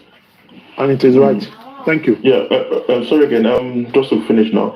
Why I mentioned the families, for example, if we go with the last section at the Corona inquest, a major fact was raised regarding la dichiarazione dei redditi e hai tempo solo fino al 2 ottobre per non rischiare sanzioni? Ma non sai da dove iniziare? Ho trovato la soluzione per te. Taxfix è l'app che semplifica il tuo 730 in soli 5 minuti, tutto online, accedi col tuo speed al tuo cassetto fiscale e vedi subito se ti spetta un rimborso. E non sei mai solo perché un esperto which is a key element which we've been crying about our forensic analysis, and I believe the IT guy also raised that. And we all read the interview yesterday where there is need to do digital analysis of the mobile phones of the disease and the people around it. So where you've got the family members that say they're looking for justice are involved in hiding materials that would help the investigation of the police, and the public has still not deemed it right to call on the police to fish out every individual that was involved in hiding that phone from the police. But I believe in a good environment where, I don't want to say an environment, in a proper policed environment where you begin to hide evidence from the police could be termed as an obstruction of justice, which is a grave crime. So I think it's high time, which rather than do analysis, which we've been doing, begin now to go on the law enforcement, writing them, calling them out, and also the family, because I believe, and I will say, none of the family members are interested in justice. They are all after the financial gain, and they are all involved in obstruction of justice because they know what actually happened and what they are put. They know the individuals that need to be investigated and thoroughly interrogated, who will tell the public the truth, and they know the actors the same who are involved in obstruction of justice and which they are negotiating with. And these are the things that are blocking, and that's one of the reasons when I know people were castigating Yomi Fabi about sensationalizing his investigations. I know some of these institutions should have brought it online. But my question is the legal team. I'm not even talking of the family. I'm talking of the lawyers.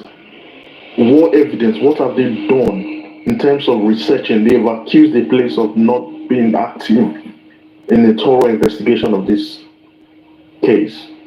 Why are they on armchair analysis? They're not ready to go out to the fields. Why is it not taking them before the Mifabi went to meet the neighbors? Why are they not gone? I believe lawyers also do as part of their case building. They also go into the field to get evidence.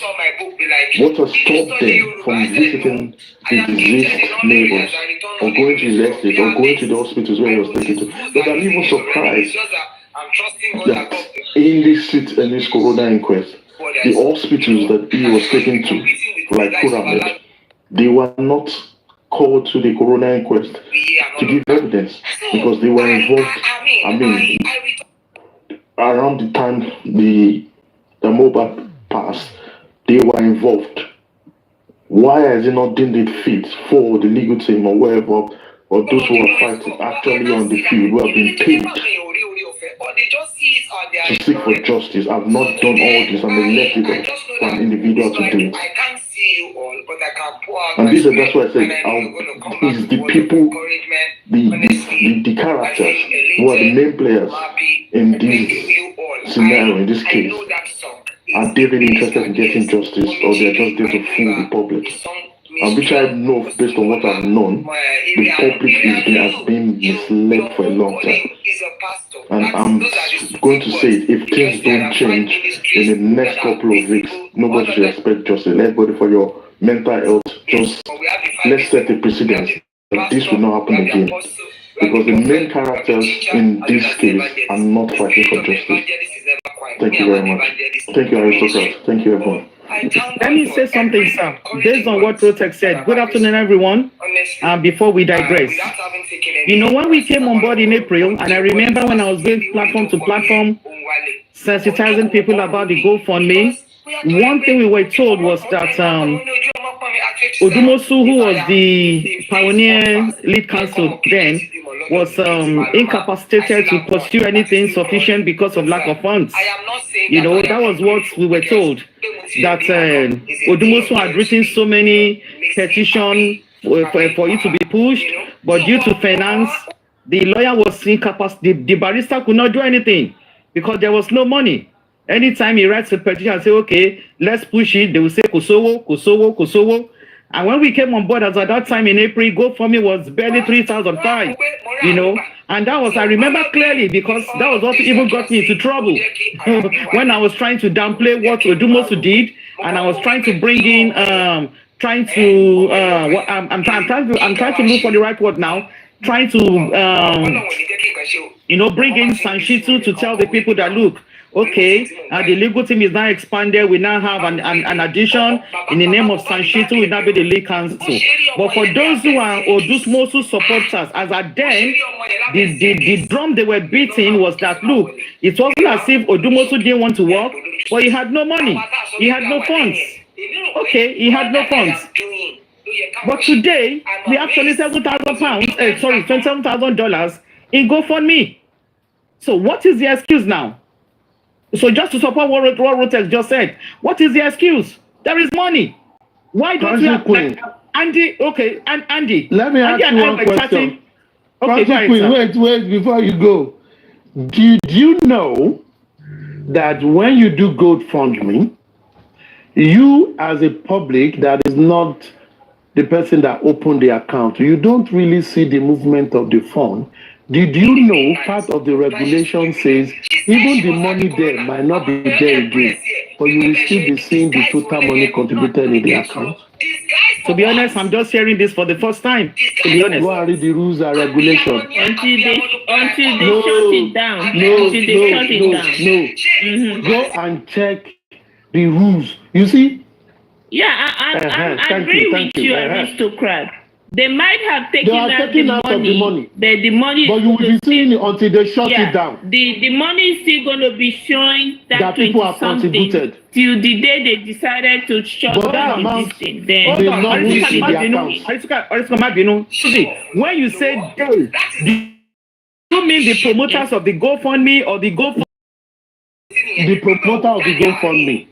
So you mean the fundraisers, that is board of trustees, okay? You mean they will have withdrawn 27,000? They can, yes, because the rule is this. You see. Yeah, so if you are seeing the balance, you could just the link.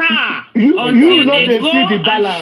You are not seeing the movement of funds. What you are seeing is what has been contributed on that cause so far. Then, but they don't come out all the money there. You don't know. Now back end be that one. Because Rotex submission is very key. I tell you.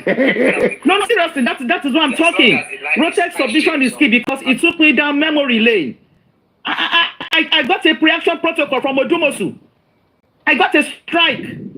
Honestly, I got a strike because when I was talking and trying to drum support, okay, and it didn't work, blah, blah, blah. And his promoters, his supporters were saying, look, he wanted to work, but money no day. I said, okay, money no day. But presently, we receive $27,000. So why legal team still not perform as expected? It's a dilemma, but based on what Susie just said now, an aristocrat, my mind is shaking. My mind is shake. Because now accountability has to come in. Accountability has to come in. So who do we hold? You can't hold me for accountability. I don't do my video quickly. Accountability needs to come in because we need to be sure is $27,000 really there? Because the thing where you two of you talk now, honestly, it's not sitting well with me. Because how can we have so much money and Yomi Fabi is doing the work of a private investigator? I still spoke with Andy yesterday. Make a kuku faja. Andy and I they talk well. I say, Andy, since Yomi they do PI work, make the kuku move money from GoFundMe, Women and Access to Yomi's account. Make the kuku move the money instead of raising money for Yomi because very soon they will come out and say raise money for Yomi, and I'll be the first person to say even if I want to support that Yomi should be supported financially, we have contributed money somewhere and it's inactive. Move money to Yomi. I told Andy that. Andy Mabino. But that's needed to tell people what I said. Move money to Yomi.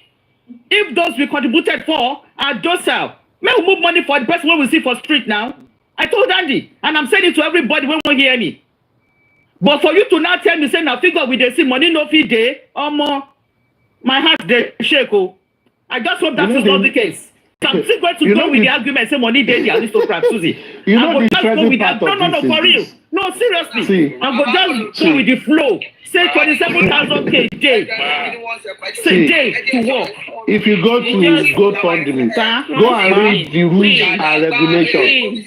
It will show you how things work. You see that Lagata just left America and probably has come to take his own part of share of the money to Baba Mohbad or to somebody. But it could just be the link is what is there. They might get up overnight and shut down the link, and that's it. Okay, for the avoidance of doubt, the promoters of the GoFundMe, we have 4 names.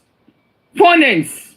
And I'm going to call out their names now. But and we need to start on this Susie. Wait, now, no, it's all about the para for different level. I'm going to call out the names of the 4 people attached to the GoFundMe. So the earlier we start calling. But that's what I want to correct you now, sis.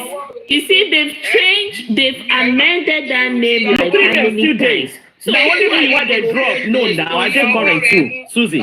It's only Muyiwa's name that was omitted. But if you read down the GoFundMe link, you go see still Muyiwa's name there. So the 4 names are still there, girl. Honestly, the 4 names are still there. The account now. Muyiwa created the account. Exactly. Whose bank account is attached to the GoFundMe? It's Muyiwa. That is the person. Follow the money. Follow the money. Account. That is what you can follow. Follow the money. Now, if they withdraw money for that account, it goes to Muyiwa. Whether he put his name for public or put, it goes there. Follow the money.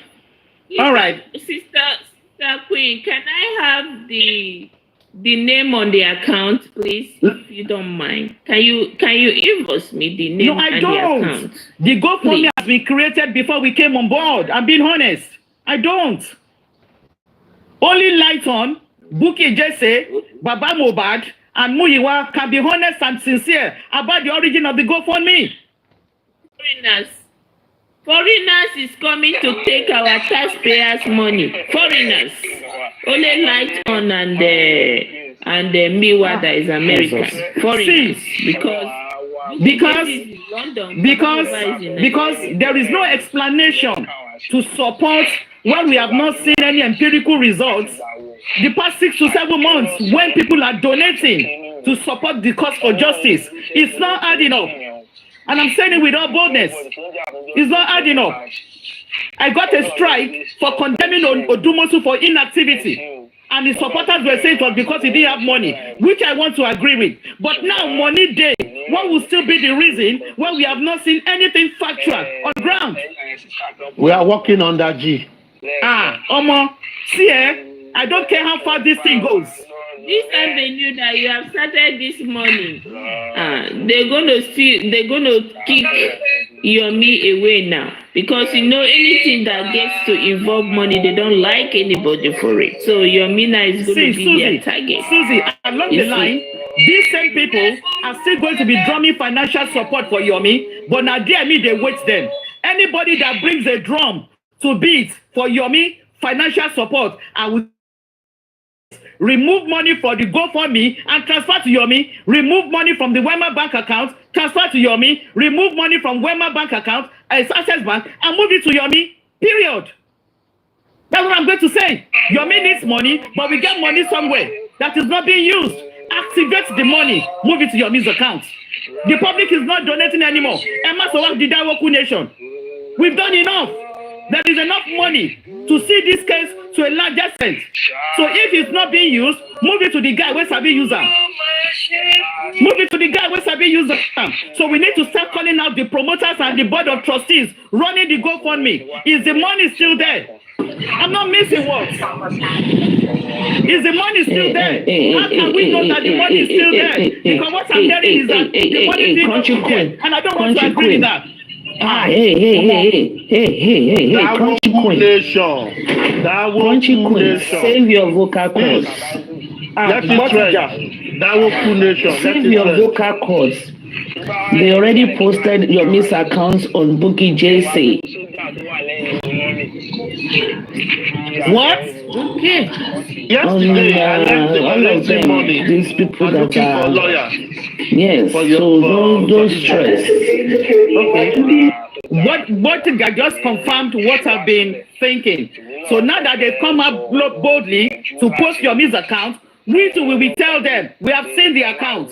Please, whoever is running Baba's Access and Wema bank account, transfer the money to Yomi, and whoever is manning the GoFundMe, move the money, turn it to Naira, move it to Yomi's account. Cash flow, please. I need a clarification. Go ahead. Is it a person with me?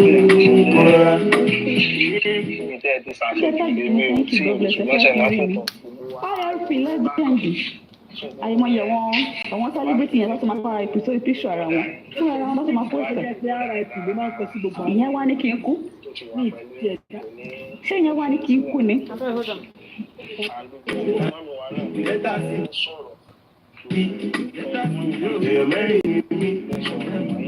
Maleka ni mi, don't fuck with me. Let us see.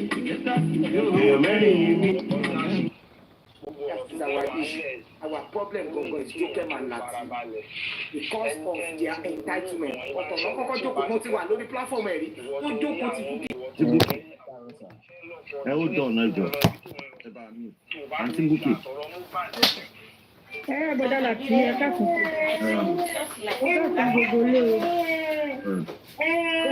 Ibi tí mo ti ń play kìíní tẹ̀ bínú mi. Sẹ́nu ọmọ ìyá Àbíkẹ́ mute. Ẹ̀jọ̀ má bínú ẹ̀ fọwọ́ wọ́nú. Tẹ́rẹ̀rùn kan báyìí kò sí ní ìjà máa wà tó ti yé torí gbogbo wa ò dọ́gba. Àníkúndò èyí náà ti sọ pé kó wá máa fún ìdìbò tí wọ́n bá fi ń di yín.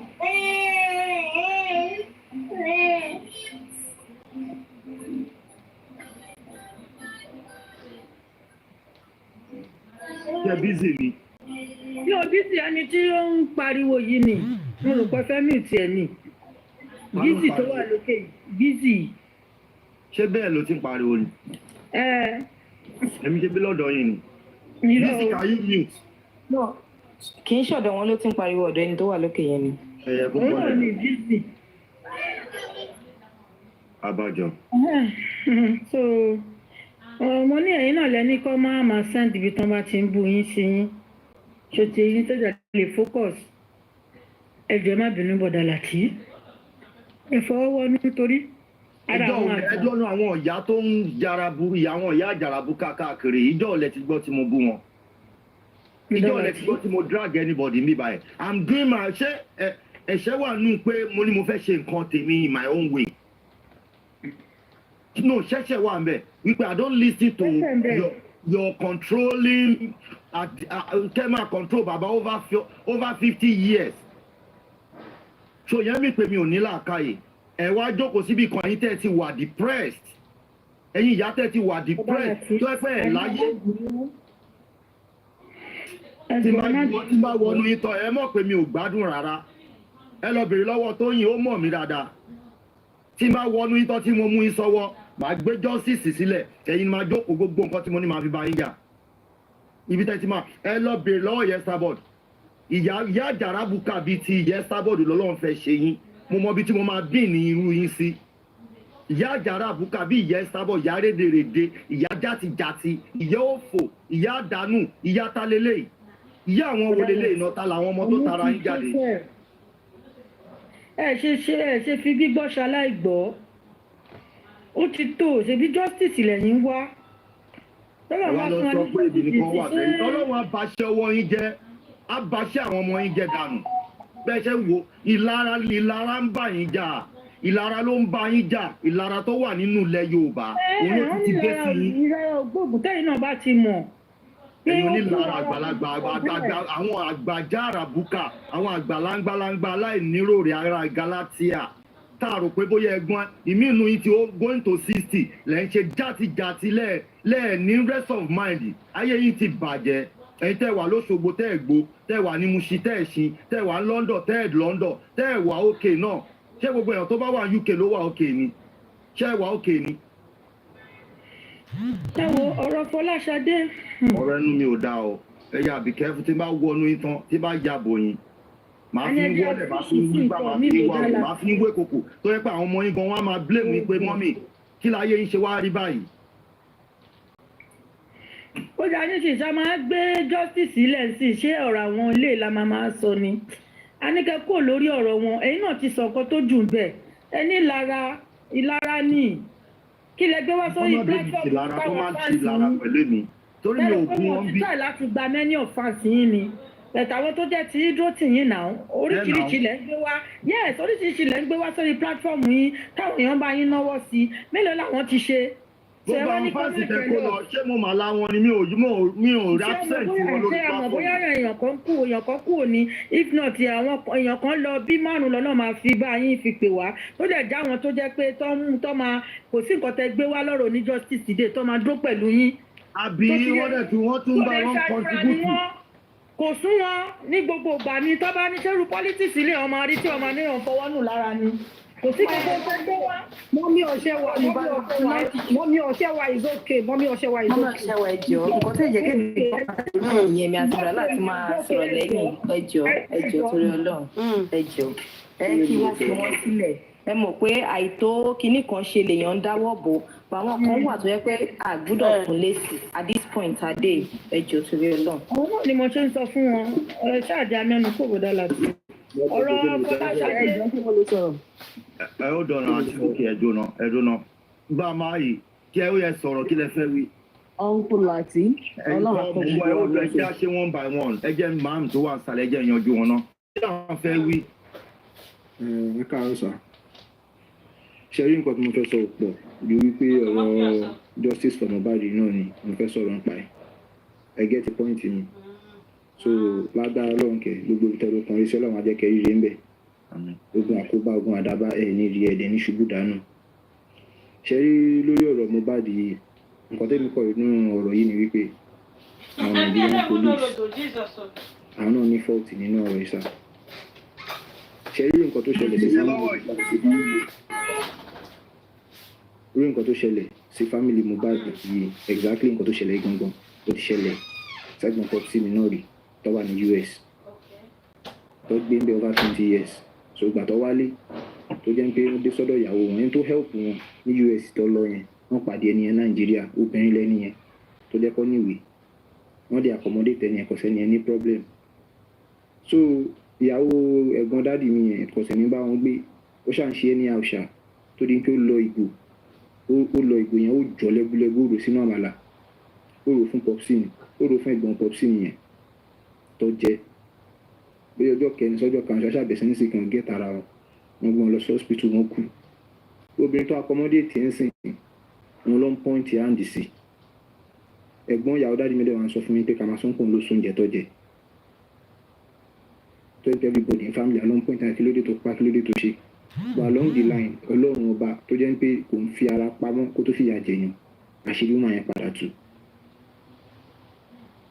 tó bẹ̀rẹ̀ sí ní brainwash mi tó ní ká máa tako woman yẹn kò sẹ́ni nìkan mọ̀ wọn lé bí eye witness èmi nìkan dẹ̀ mórí tó ń sún jẹ lọ́jọ́ yẹn tẹ́gbọ̀n dáàdi mi yẹn jẹ kí má fa ọ̀rọ̀ yẹn kí má fa gùn àṣírí ẹ̀ padà tú wọn mú ó face consequence ẹ̀ ṣẹ́rí lórí ọ̀rọ̀ yìí kò nídìí pé àwọn nǹkan àwọn ọlọ́pàá wọn ju wípé ṣẹ́rí ìyàwó ẹ̀sìnkọ̀ ìyàwó báàdì yẹn lójú tèmi oníkan tèmi rí o gbọ̀ngàn ló ṣokùnfà ikú bọ̀bọ̀ yẹn in the first place ọlọ́pàá ṣe kó gbogbo wọn yẹ kó interview wọn náà tó bá ṣàmúlẹ̀ tó kọ̀ jí fóònù lásán tó lọ kẹ̀ sínú police station ní a máa ń wo dáadáa lórí àwọn social media wọn á gbé fún ìsanwó lẹ́nu wọ́ọ̀dì youth kìíní kan kó investigate everybody but ọlọ́pàá nàìjíríà ò ṣe bẹ́ẹ̀ ọ̀rọ̀ yín dọ̀ lọ́pọ̀ ń sọ so ìtorí ẹ̀ ọlọ́run ọba ó máa jẹ́ káṣírí ẹni tó fi bọ̀bọ̀ yẹn pa àwọn òbí ẹ̀ lẹ́kọ̀ọ́ máa jẹ́ káṣírí ẹ̀ tú ẹ̀yin náà kẹ̀lélé ilé àtọ̀nà yóò ní dàrú ẹni rógun àkóbá ẹni rógun àdàbà agbára ọlọ́run ọba ẹni gbọ́fà lójú ayé ẹni gbọ́fà lójú ọ̀nà àyìnkọ́ tí mo fẹ́ sọ nìyẹn ṣe gan.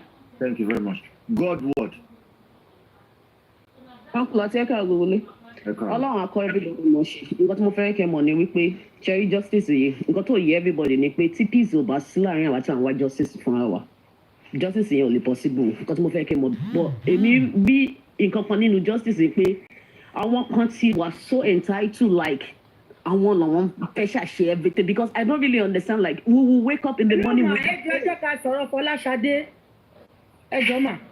Ẹjọ́ ẹ má bínú. Ọlọ́run àwọn ṣe okay ma no problem but mo mọ̀ kọ́ Ọlọ́run ràn án lọ́wọ́ uncle àti just go with the guidance of God Ọlọ́run dẹ̀ máa lead wa that's it. Ẹ ṣe gan. Thank you very much.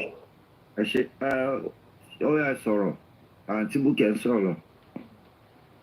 Ọ̀rọ̀ Fọláṣadé ni mò ń sọ lọ pé èèyàn ti mọ̀ pé láàrin fámìlì wọn gba tìyá Mohbad in the sense that pé wọ́n rí pọ́mọ gidi tó jẹ́ Mohbad jáde láti ààrẹ tó dẹ̀ ń rọwọ́ mu ṣe ti yé yín so because gbogbo bó ṣe ń sọ̀rọ̀ lánàá mò ń rí ó ti ẹ̀ ní àṣùn ẹ̀ pé wúmà ẹ̀ náà wọn ò gba tiẹ̀ bẹ̀tẹ̀ ìyá Mohbad gangan fúnra rẹ̀ ò gbórí rẹ̀ sílẹ̀ kóró ṣe ti yé yín gbà tọ́rọ̀ ẹ̀ ti ṣẹlẹ̀ pé kò sí ni ìlara máa wà because wọ́n rí pọ́mọ ológo ṣe ti yé yín gbà tọ́rọ̀ ẹ̀ ti ṣẹlẹ̀ pé so wọ́n rí pọ́mọ ológo ó wà nínú ọmọ ẹ̀ tó tẹ̀lé ó ti ń tàn fún gbogbo àgbáyé bẹ́ẹ̀ òun ni ògbórí ẹ̀ kalẹ̀ irú àná sìn ó yẹ kó rí i pé Fọláṣadé ẹ̀yìn dàrósà ló wà kò sí lẹ́yìn òun gbọ̀ngàn tọ́mù ẹ̀ kú kó bá dárò ó sọ fún pé kò sí ìtò kan òun Mohbad brush bàbá ẹni tó fọgbọ́n ṣèdí bàbá Mohbad.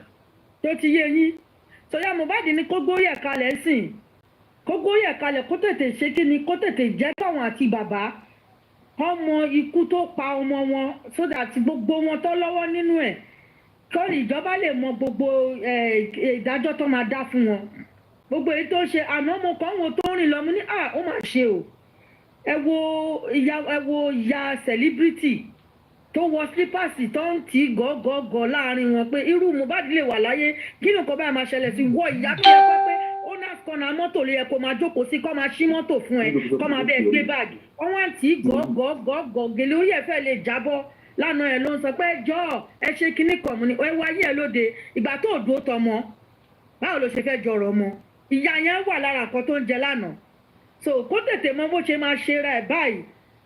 ìtorí ẹ máa gbọ́ ìtorí ẹ̀ tóbìnrin kan bá fẹ́ fi ilé ọkọ sílẹ̀ tó ní wàhálà yẹn ti pọ̀ jù tó bá fẹ́ fìbínú fi ilé ọkọ sílẹ̀ tó fẹ́ fáwọn ọmọ sílẹ̀ tó ní wàhálà yẹn ò lè hóòdẹ̀ mọ́ ó máa padà wá ìyá tó fi sílẹ̀ yẹn ìyá tí ìyá Mohbad fi sílẹ̀ tó sá lọ ń gbà yẹn lọ́dún náà lọ́hùn ìyá yẹn ló ń jẹ lọ́wọ́ báyìí ó wá ń jẹ ní dọ́gbù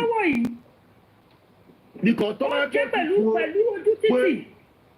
bá yẹ kó ti pẹ̀dọ̀ fún ẹ̀ ó ti jókòó jíyà yẹn lẹ́ẹ̀kan ni ìgbẹ̀yìn ayé ò ní rí bí ìgbẹ̀yìn ayé ṣe rí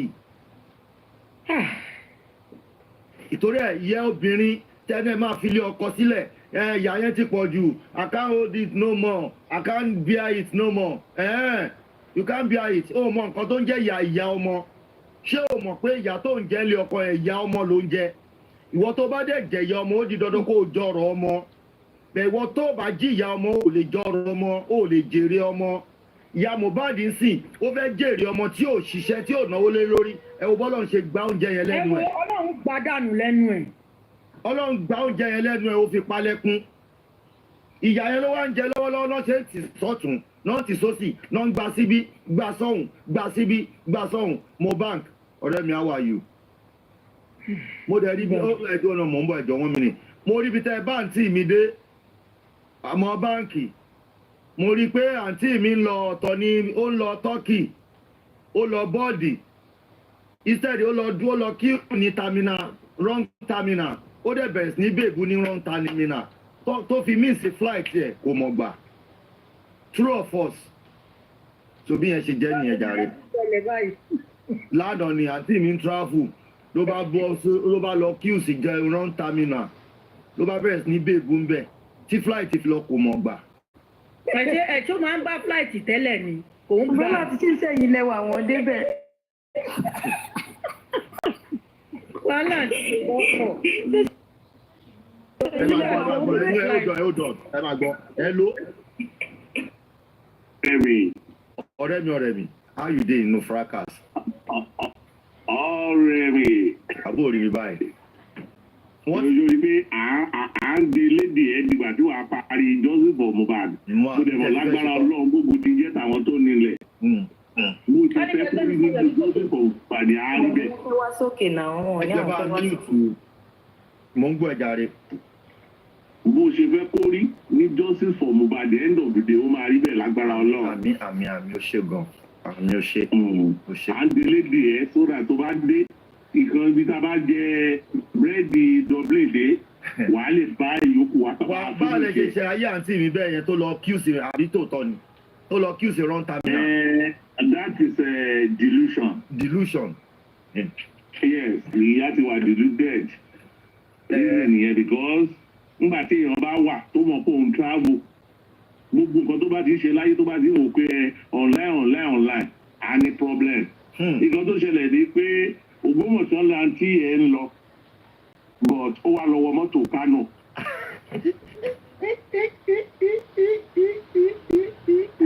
Mẹ́wàá ó ti dé Kùjé kó tó rí aláìsí pé wọ́n ti bó lòun wọ̀ yìí ṣé wọ́n tó Ògbómọ̀ṣọ́ ni láti Èkó ìgbà yẹn lórí tó ń ṣe rádaràdà tó ṣe yẹ.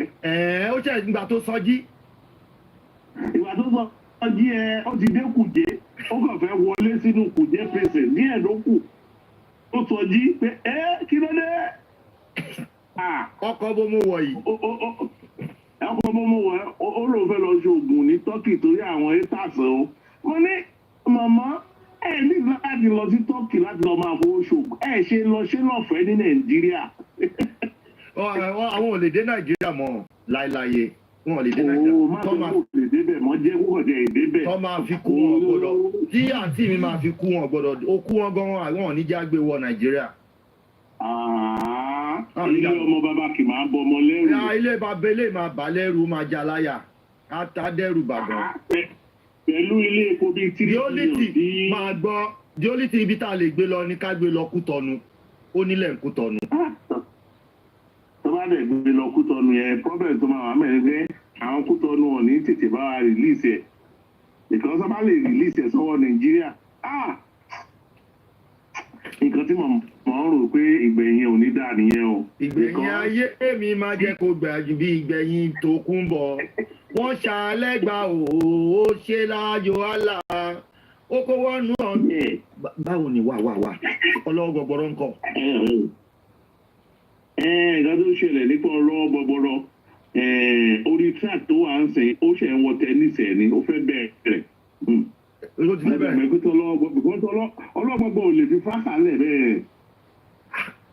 Ṣé mi gan lè fi fracas lẹ̀ láéláyé? Mi ò lè fi fracas lẹ̀ táyé máa fi kú. Ọlọ́gbọ̀ ò lè fi fákà lẹ̀ bẹ́ẹ̀. Láàṣà this morning báyìí mo ń wo tán ní Sùlàìmá ń sọ̀rọ̀ sẹ́nu ní Sùlàìmá láyé ìgbà tọ́lọ́gbọ̀gbọ̀ rẹ̀ wà láyé. Àti kí Sùlàìmá máa sọ pé kámà ló ń ṣẹlẹ̀ sọ́lọ́ gbọ̀gbọ̀ lẹ́nu Sùlàìmá lẹ́nu tó wá Bladanda ọmọ ẹ̀ tí ò tí rí. Ṣé òun náà ti ń sọ placenta nù? Òní tó pè ìyàwó ẹ̀ ní bíi 2 weeks ago pé kó bá gbé Bladanda ọmọ òun.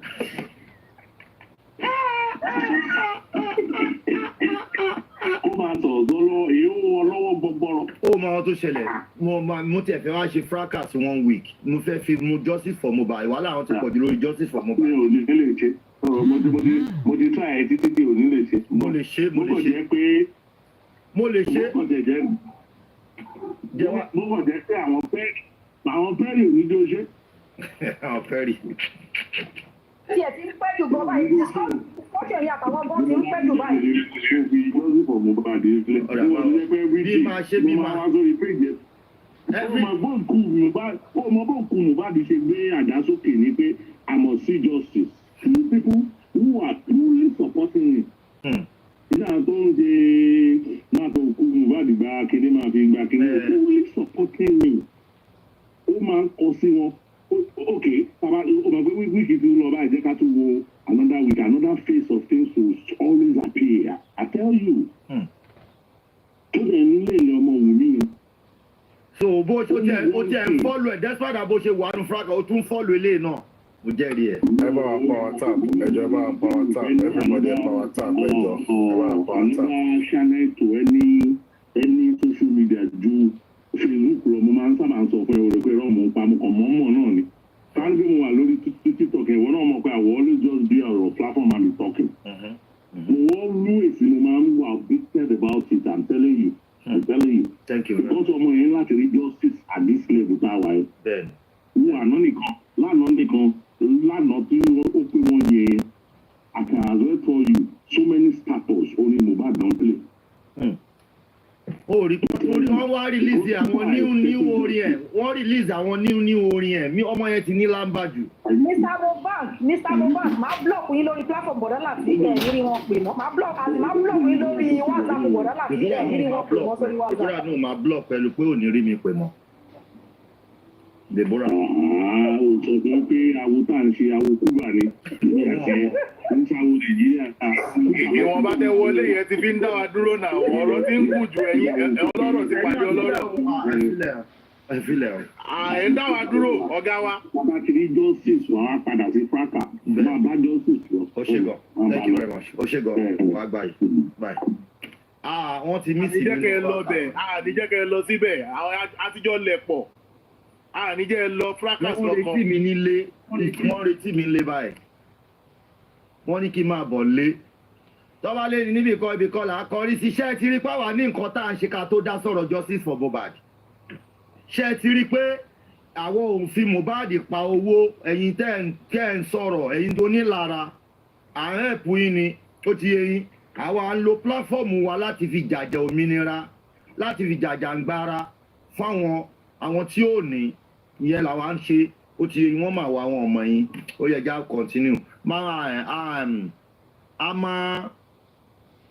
àwa máa rí ìdí. Àwa máa rí ìdí bọ́dá láti ẹ máa lọ lé a máa kọ́ duplex fún yín bíbí.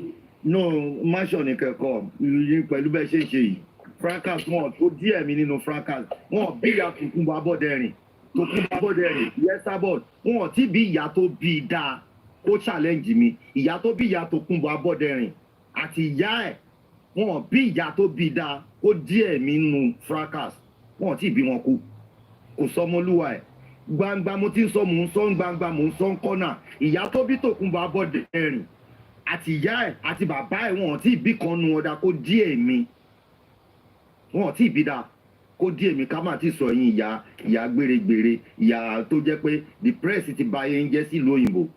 àní ẹjẹ́ ká sọ̀rọ̀ ọjọ́ títọ̀. ẹ ti wà frustrated àwọn ọmọ Ìgbò dùn yín nú. onílé ẹ pé next person ta ló fẹ́ sọ̀rọ̀. àwa má rí ìdí ni. àwa má rí ìdí rẹ sọ̀rọ̀.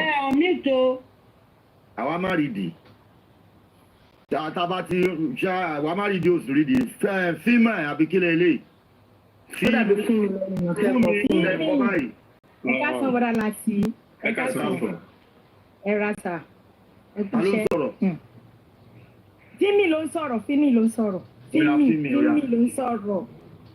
ẹ wò mo fẹ́ dá sétò lẹ́nu. ṣé rí ọ̀rọ̀ Fọláṣadé ni mo kọ́kọ́ fẹ́ sọ. Fọláṣadé fúnra rẹ̀ fẹnu ara ẹ̀ sọ pé òun rí evidence pé òun rí ẹ̀jẹ̀ tó pọ̀ nínú ike tó kún tí dúfè kún fún ẹ̀jẹ̀ Fọláṣadé yìí ló tún wá padà wá ló tún wá sọ kọ́ńtàn tó wá ń gbé ìsẹ́yìn dàróṣà ṣé ẹ rí báwọn fámìlì yẹn olórí burúkú fámìlì gan ni wọ́n. aláyé bàjẹ́ fámìlì. onílara ni wọ́n ìlara òun ló ń ṣe wọ́n. ìlara náà fi pa ọmọ yẹn ìlara náà fi pa ọmọ yẹn. ó mà ṣe ní láàánú fún Mohbad o. Ọlọ́run. òwe kan ní pé imú níkà kò jẹ́ ká gbóòórùn àṣebi. àṣebi ni wọ́n ó ń constitute nuisance lórí kínní ó pèrè ní myself. àṣebi kankan àṣebi làwọn fámìlì yẹn àṣebi ni gbogbo wọn. àti bẹ́ẹ̀ má bèrè wáì náà òun lọ́kọ́ bẹ̀rẹ̀ wèrè ẹ búlọ̀kù àbíkẹ́ ní wọ́n wọ́n ti wá ń rò lọ́kàn wọn níkọ̀ọ̀kan wọn ẹ má gbọ́ mi o wọ́n ti ń rò níkọ̀ọ̀kan pé Mohbad yìí ṣe gàràgàrà nítorí pé olówó sáwọn Mohbad yìí ṣe gba oníkálùkù wọn ti ń sọ lẹ́yìn kó tó di pọ́ ọmọ yẹn kú òun ló fi sọ pé òun sọ̀rọ̀ àdì pẹ̀lú friend enemy within tí o bá kí ṣe enemy within ni Fọláṣadé máa ti wá jáde a tún máa sọ kọ́tọ̀kọ́tọ̀ àwọn pípù yìí nílara o onílara ni wọ́n Ọlọ́run má jẹ́ ká tẹ́nítì ká ìka ni Mohbad tẹ́nítì tí tó fi pa wọnú ilẹ̀ ẹ wọ́rú ẹ̀yà Mohbad tó ń ṣe bí ọ̀dẹ̀ tó ń ṣe bí arìndìn tó ń ṣe bí gbàdọ̀dọ̀ tó ń ṣe bí gbẹ̀wùdání tó ń ṣe bí ọmọ játọ́ wọn kì í ṣe abiyamọ wàláì tàláì tó bá jẹ́ pé abiyamọ ni wọ́n ní arábíamọ kan ò ta wọ́n èèyàn tó gbóyún sínú fóṣù 9 tó bí ọmọ tó bá ti wá fọmọ yẹn sílẹ̀ ṣé ọ̀ràn tíjọ́ tó dẹ ẹ̀jẹ̀ lọ́mọ yẹn lórí tó ń gbin ọ̀ràn tíjọ́ tọmọ yẹn ti rántí pàdé ẹ padà pé mọ́mí mi ẹ padà wá ẹgbà 10,000 ẹgbà 5,000 ara yẹn ò ka ẹ pé ayé ẹ fẹ́ change ọmọ ìfẹ́ change ayé mi àwọn tó bí kalẹ̀ gan wọn tí ìráyé ẹ change eléyìí tó ti dé síbì kan tó ti gbàgbé síbì kan òun ló mà tó fẹ́ change ayé ẹ àyàwá kú ẹ o wá lọ join mọ́ àwọn Wùnmí sí Wùnmí o wá tó wá padà wá ṣé mo fẹ́ bẹ̀rẹ̀ lọ́wọ́ ìyá Mohbad tó bá ń gbọ́ mi o ṣé torí àdúrà ni ìyá Mohbad ṣe padà wá ni àbí torí dàróṣà nítorí ó ní pé káwọn lọ fọwọ́ lé àwọn tẹ̀ ẹ́ kí everybody fẹ́ àwọn sílẹ̀ káwọn lọ fọwọ́ lé tẹ̀ ẹ́ ṣó fẹ́ lọ bá Mr. Ọlọ́ba ni kó sọ fún Mr. Ọlọ́ba pé ẹ jọ̀ọ́ ẹ má ṣẹjọ́ mọ́ orí kò tẹ àárín yẹn ò tẹ̀ yé mi kò yé mi tí bá ló yé mi gan kò yé mi àbò fẹ́ lọ bẹ̀bẹ̀ pé àdúrà ni o òun ló ṣekú pa ẹ̀gbọ́n ẹ̀ ni o àbí ó fẹ́ sọ pé kánjọ kán má mú Wùnmí ni o àbí kán má mú dàróṣà torí kò tiẹ̀ yìí ikọ́ tí màmá yẹn ikọ́ tí fámìlì yẹn ń ṣe ń mú mi nínú bí mo tẹ̀ ṣe kọ́kọ́ gbọ́ dàróṣà láti jẹta báyìí mi ò lè sùn ikọ̀ tí dàróṣà ń sọ lẹ́nu tí Fọláṣadé tí wọ́n kíndẹ̀ dàróṣà lẹ́yìn Fọláṣadé tó sọ pé ìgbà tó délé Mohbad ó bá ẹ̀jẹ̀ tí Dúfẹ́ ti sókè pátápátá tó sókè fún ẹ̀jẹ̀ Dúfẹ́ lára ń pè kò má ṣe bẹ́ẹ̀ tí. ṣé gbogbo wàhálà tá à ń ṣe ṣé àwọn wo la fẹ́. à ń ṣe wàhálà à ń dààmú lórí àwọn ọmọ yín ẹ wá sọ kọ́tọ̀kọ́tọ̀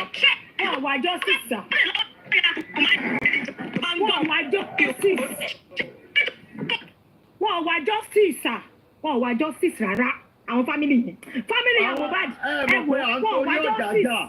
à ń torí ọjà ní kí náà ṣe lẹ́kùnlé òun àwọn tó jẹ́ pé torí wọn la ṣe ń ṣe wàhálà tá à ń ṣe.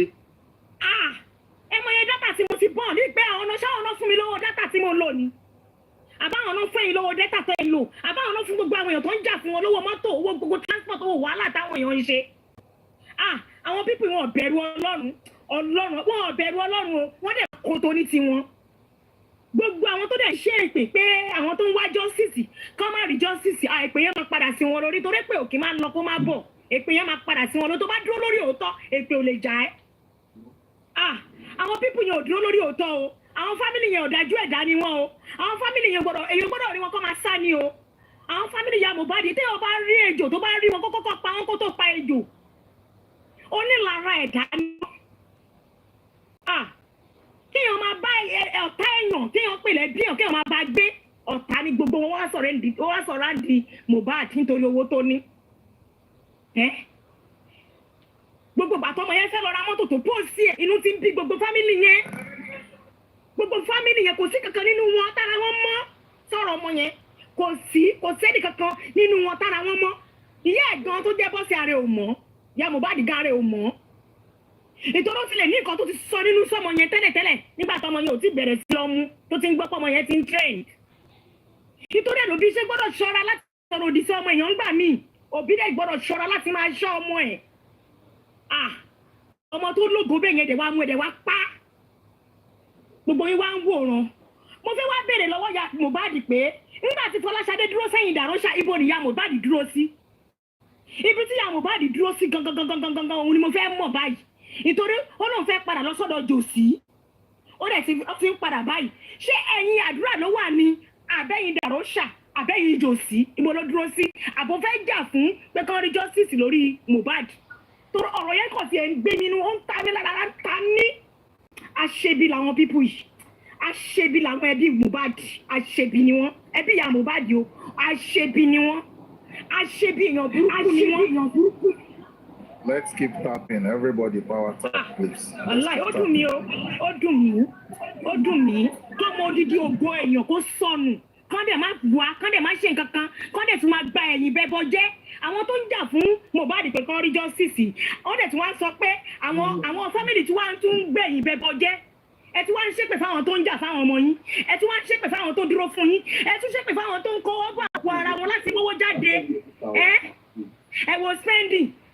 Ọ̀dọ̀ yèyè láti dá owó fún spending àti lọ́yọ̀ spending jáde o. Owó gbogbo ayé wà ń bẹ́, owó tèmi náà wà ń bẹ́ o. Mohbad ò kì í ṣọmọ mi o, mi ò tán mọ́ Mohbad mi tán má lọ́ba o, mi ò mọ Mohbad fún Ennis Adams o. Mo lọ ń wá nínú ogún ojú ti tèmi, mo lọ ń dá owó. Mo ń ra dátà, mo ń ṣe gbogbo ẹ̀, mo ń jà. Ẹ̀yin fámílì ẹ̀jẹ̀ wá jà pé kí wọ́n rí ìdí tó pa ọmọ yín. Abọ́sẹ̀dé mo fẹ́ mọ ìdí tó ń wá o, tó fẹ́ mọ̀ nípa justice. Bóyá ẹ̀yin Dàróṣà ló wà ní o, bóyá ẹ̀yin àdúrà ló wà ní o, bóyá ọ̀dọ̀ bàbá ló wà ní o, a fẹ́ mọ̀ báyìí.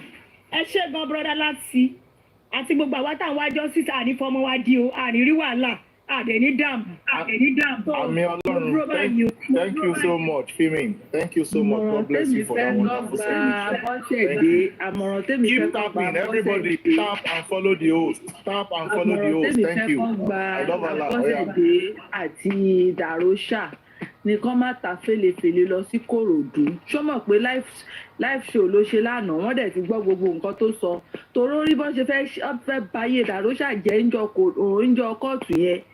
Ìyá Mohbad ló ń pariwo ẹjọ́ ẹ fílẹ̀ kí ló ṣe débi pọ́nmọ̀ èèyàn ń pariwo ìyá Mohbad ò sọkún fọ́mọ ẹ tó kú property ló ń sọkún fún. So Dàróṣà Abọ́sẹ̀dé ẹ má ta fèlèfèlè lọ Kòròdú bí ò bá jẹ́ bẹ́ẹ̀ ikú lè rí ẹ̀ṣẹ̀ yìí tẹ́ ṣe lánàá yìí toró lórí burúkú ayé àtọ̀run ní ẹ̀yìn ìrankíran ẹbí kẹ́bí ẹbí téèyàn gbọ́dọ̀ máa fi tọrọ ẹbí tí má tiẹ̀ nírú ẹbí máa yọra mi ní báyìí máa yọra mi kódà wọn ò tiẹ̀ ní rí mi mọ́ nítorí ẹ̀ ṣe é rí mọ́ èèyàn ẹ̀ ń ṣẹbí tán rí mọ́yàn. Màlẹ́kà ni mi yóò fọ́ pè mí. So I will be happy. No. So police only went there for one thing, not to investigate anybody, not to see anomalies in any room, not to see if there's any fight anywhere, not to see if there's any blood anywhere. So we need to be clear about that. Yes. I think that's yes. Even the police said this police in the house. That shouldn't stop a good police investigation, not to cover everything in that house. Yes or no? All stations settled. So they have no, let me tell you what we're looking at. Let me tell you. My answer is right to a certain extent. Now let me tell you what happened. When this whole situation started, until the body was buried, the police have been complicit in their failings already. So when the body was buried, the police never knew that there's going to be a public outcry that is going to bring about the exhumation of this body.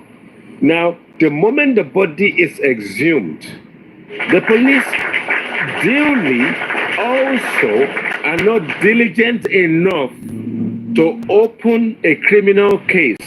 Instead, they want to now nail it on the nose straight away. And the only thing they went into that house to collect the syringes, let's test it, let's take the nurse down. Maybe before the autopsy, that the reason why the autopsy was delayed is because when they examined the syringes that the nurse examined, it was the right proportion of what should be in there that was there. So the other syringes may be the reason why the police is trying to protect somebody. The other 3 syringes, the one for the nurses examined by the pathologist, the toxicologist, the injection of what they said the nurse injected into his body. They came up and tell us that is the right dosage that you will expect. So the nurse hasn't. Hold on, let me finish. The nurse hasn't overdosed. The nurse, no, let me just finish. Is this just thought that I've got? The nurse hasn't overdosed him with anything, but there is a possibility that some of the stuff that has been injected into his body already, hence the other syringes may have inadvertently confused the system for the convulsion to then take place, hence inconclusive. I'm sorry. Carry on. IT guy. Yes. A drug does not have to be overdosed in your body before you start having a reaction to it. No.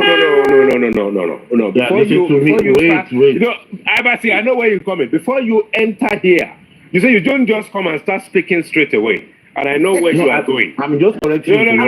You need to first of all listen to the people you meet here. I know where you are going. But before you go into your submission and you start confusing us with all this medical terminologies and all this pharmaceutical terminology. No. Let me finish. There's a disclaimer. Disclaimer. You see, us that are talking, we have been discussing as laymen. You want to come in as an expert. And that's the reason why I want to throw in a disclaimer. For you. Wait, because I know you very well. So let me finish with my disclaimer. Then you will carry on. You will carry on. My analysis is nothing to do with the medical or anything. I am analyzing my own stuff based on the feelings of the. But let me finish. But you need to mute yourself. Don't interject me. You will speak. What we are talking about right now is more to do with the police's failing. What we are talking about is that should the police not go straight away, full on to start a full investigation? And we are saying when the police went in there, they were only interested in nailing the nurse. They were only interested in the syringes. Little do they know at that point in time that the nurse did not examine all those syringes. So whatever may have happened beyond that, our argument at this point in time is more to do with what the police should have done rather than the impact of the injection. So Abati, carry on, but don't confuse us at all with any of your I'm not convincing doctor and medical bits and pieces. I'm not convincing you. I just sometimes I just believe that when we are talking about this thing, let us be guided and not to push narratives out there that will convince people. Did they do the autopsy in the right way? They actually do the autopsy in the right way. And before the whole collapses of an event, the journey to that event, there must be something wrong when you don't get an end result. When you keep doing practical, you keep doing your observation, you keep doing research, you notice that you are not getting to an end point. Even when you are writing coding, when you want to create an application, if you miss a point, you are at the journey of your coding. If you miss a dot or a comma or a computer language, the code of the application will not run well. Then after that, you now have to go back and find out, where is this thing coming from? From my own narrative, my own observation is that I throw a question to the house in the past days, and I keep asking, if you have a child you sent to school, and that child come back home with bruises or with pains, what will you do? Majority of the answers were like, I will send that child back to school and ask what happened. I'm not going to take it like that. Send back or follow the child back to school? Back to school. So is it follow the child or send the child back? No, like the family, not to send the child back to school. The father or the mother or whatever it is, the family, they will follow the child back to school and ask what happened. Nobody's going to accept that. Mm-hmm. So the old thing. Now that you've interjected, but you need to answer the question. The railing situation, should the railings have brought into the situation? Should the police have captured the situation on the railings or not? That is what you interjected into. So answer the question. Okay. No, I did not interject into that. I only interjected into whatever you were talking about. Yeah, but that's what we are talking about. That you did not listen to find out. So the question that all 757 put to me is that should we not put the state of the railings into play? But it is also clear to us as that unless the situation of the railing is come up in anybody's statement or in the CTC, then it will just be the public distracting the whole process with the situation of the railings. So what so is far your so take on the good. situation of the railings? Before I get you, can I quickly? Yes. So far so good. So far so good. I have not, see anybody talking about it in court or talk about the railings. I have not seen anyone. Yes. That's where the distraction come on. So it is a public distraction. The railing is just a public distraction. That's how I believe. Just because they want to. Sorry, Mama, say please now, please. I've not. See, let me tell you one thing. Mr. Jobat, let me just ask my question. Please, let 757 speak, please. Thank you. Oh my goodness. Mr. Etiga, you mentioned something that the police purposely went to Mohbad's house, right? To follow the nurse stories, narratives, right? To collect the syringes and all that.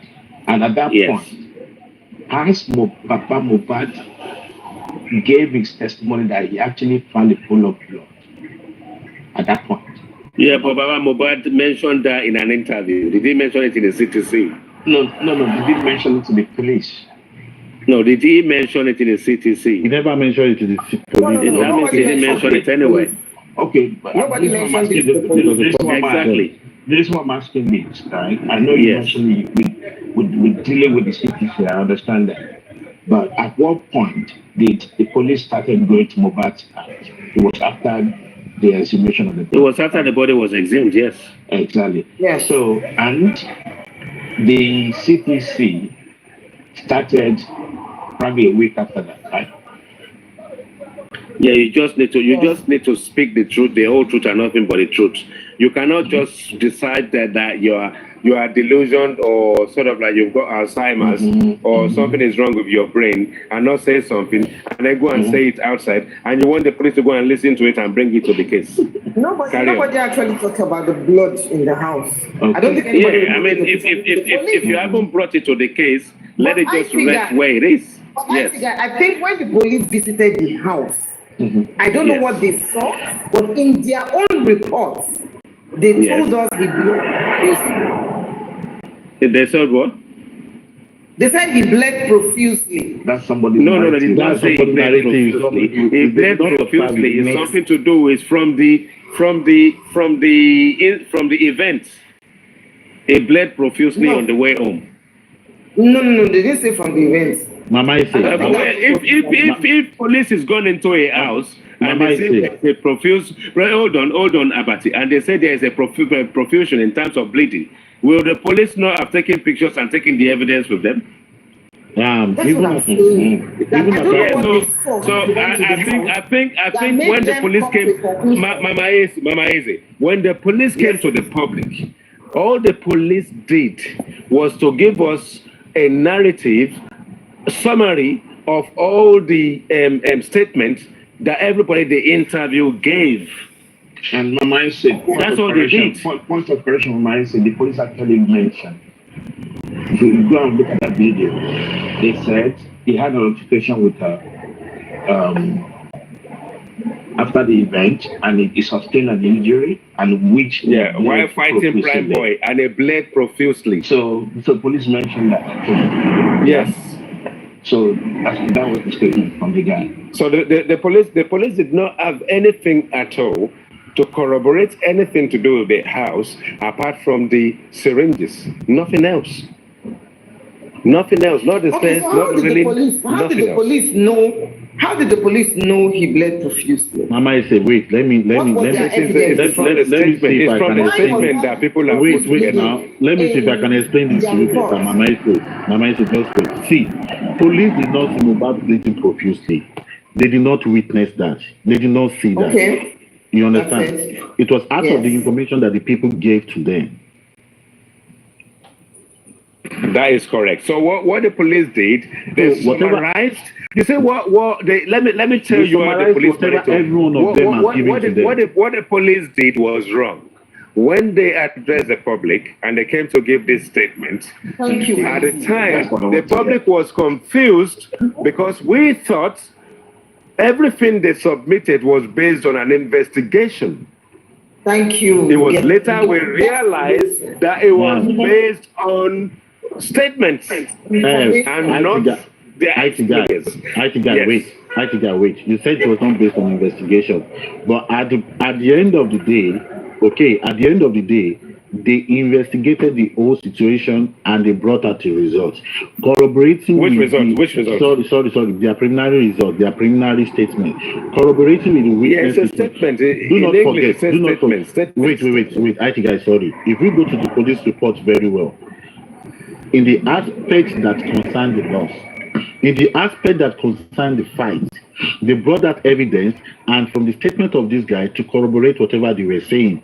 For example, the video and the picture of the wounded, the picture of a broken Prado glass. One. And evidence of and evidence of a cut in Mohbad's hand, a picture of that. If you are telling me that you were expecting, we need to round this up because you can't bring in different things. You will talk. Let's round it up. The most credible findings is the blood.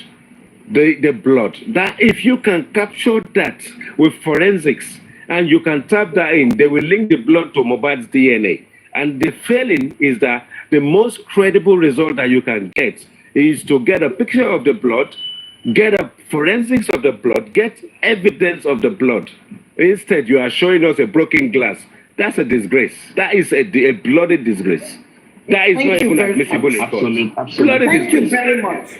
Now, for the police to make a statement that he bled profusely, did they see? Just like what Abati said now, did they witness the bleeding? Where was that blood coming from? These are the questions that will flow. If there was blood in the house, where was that blood from? And that's what police did not talk about any blood in the house. Nobody wants to talk about where that blood was coming from. Wait. Mama is talking about the blood in the house. Mama is see, police. We all know that all stations have been settled. No, so I think I said something. I think I said. This case. Wait. I think I said something. Can you allow the IT guys to help us round up because I have to go now. I'm going to work. I'm supposed to have left. A wonderful day, Madam Adenike. I feel so sorry for you. Welcome again, Madam Eze, Mama Eze. I feel so sorry for you, Madam Adenike. I feel sorry for you because you came back from work or whatever, you dressed up as if you are going to a party. And I'm sure you dressed up for the show. And all the time you had left between then and when you have to go to work, you've given to us. We've had fun on your platform, but to summarize everything at the end of the day, it is more to do with Darosha is made a statement. Let everybody take their time to read the CTC rather than actually listen to what people are saying. When you read the CTC, and he has submitted and he has also implicated Mr. Aloba to be instrumental in the entire process leading to the burial of the departed Mohbad. So the question at this point in time is that if Mr. Aloba has said his own thing, the traditional supporters have actually supported him, that he would not have been part of the process, he would not have engaged, he would not have seen the body, and Darosha is now come out to now say something contrary to all those beliefs, especially the traditional aspects. We are now in a position to now say, how far did Mr. Aloba go to get involved in that very quick way of burying his son? Was he part of the process of assault being placed on the chest of Mohbad, which we class as probably embalmment, and from a traditional point of view is different from an English law's point of view? We may see it as an embalmment. Traditionally, they will say is just what we do to make sure the body doesn't rot and it doesn't smell, or whatever the case may be. But is Mr. Aloba complicit in the process in its entirety, leading to the burial of Mohbad, including the so-called embalmment and every aspect of buying a coffin that is not befitting for the body? The question is what we're going to keep asking ourselves over the weekend, but that is the key factor of what we discussed. And Mr. Fawe Yemi, I can't remember his name properly, he did well to give us an insight of what happened at the inquest. What's his name? I have one woman submission. Is it Feyikemi? Mr. Feyikemi? I'll put everything together and play it on Sunday, sir. Yeah. So for what it's worth, at the end of the day, it's been a wonderful afternoon. We've done what we do best. We're always going to argue. We're also going to bring people in who jump in to sort of like calm them down. Just make sure they understand what we're talking about. And I think everybody has done well on this program. Madam Adenike, go well, and thank you for the accommodation. Thank you. You're welcome, sir. You're welcome, sir. I will be free on Sunday. Thank you, Madam Adenike. Thank you. Madam Adenike, have a nice please. weekend. But you know what I'm going to appreciate is that, pushing narrative aside, I love if we do better more of insight and try to educate people, not to indict and accuse people wrongly. It's gonna make a lot of sense to me. And wherever a constructive argument is going on, people sharing their opinion constructively is where I will appreciate. Any knowledge Mr. Joe Bad Jr. Mr. Joe Bad Jr. Abati, you did well, but the thing is, you came late to the party. You came very late to the party. That's all I've got to say. 7:30 in the morning. Yeah, you came late to the party. Anyway, thank you so much. God will bless you. God will bless you. God bless you. It's God that does the money. Mohbad will be sending some blessing to you. Oh my God. Oh my God. No, do you know I didn't even plan to work today and tomorrow. They just gave me that shift while I was on the show this morning. Yeah, well, there you go. And you haven't even slept, you haven't rested, and you have to go straight to work. Yeah, it's okay. It's okay, I'll be fine. That's what it takes to be a host. Mm-hmm. That's why you do it.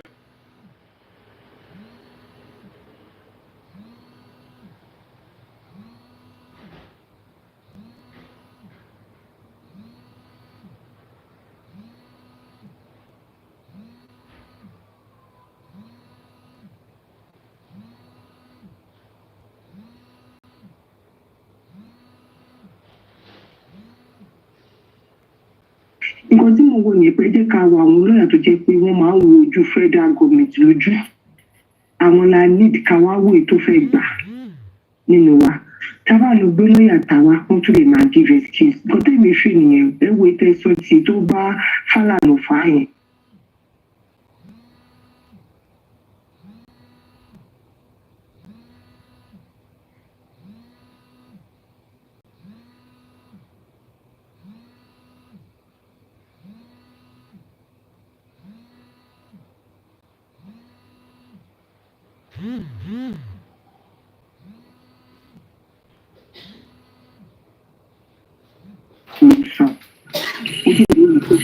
Ètò bá lè wí ní case against federal government tó yẹ kí n wojú òun la fẹ́ so ẹ jẹ́ ká wo tó máa jẹ́ option. All right.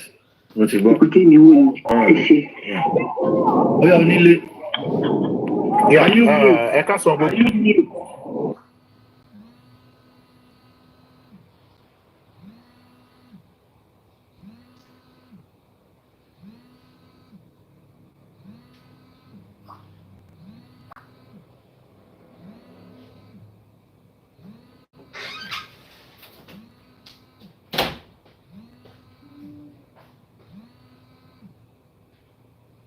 Ìjà yìí, ìjà àwọn ni. I pity all of them. Gbogbo àwọn tó ní evidence lọ́wọ́ tí wọ́n mú pamọ́, wọ́n fi ń pamọ́, I pity all of them as well. Ṣebí bàbá Mohbad ló kàn ní gbogbo eléyìí náà ń ṣe gbogbo eléyìí. Ṣebí Nàìjíríà tá a wà yìí ni makan ní eléyìí tó kàn wá ń sìn tí a bá rí kọ̀, I am telling you, ó sì ń bọ̀ wá kan ẹlòmíì ta ló mọ ẹni tó kàn. Ìwọ tó róòtọ́ ọ̀rọ̀ ńlẹ̀ tó sọ ní ìsìn bóyá wọ́n ni next victim. Ó tí mọ̀ ṣebí Nàìjíríà tájọ wà yìí ni. Keep hiding the truth away from the people. Keep hiding the truth away from the law. Ó máa tó kàn ẹ́, ìgbà yẹn ni wàá ṣe, ìgbà yẹn lẹ́sẹ̀ máa wá rí igbe ẹnu ẹlòmíì wípé kò dáa. This is unfair. Sir, kẹ́sì ó kan public gan.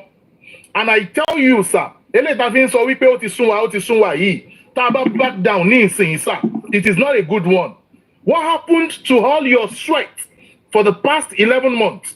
What happened to all your sleepless nights for the past 11 months? So, frustration don't frustrate one thing. No matter how I drop it to say we pay, can I go forward? No, we are not backing down.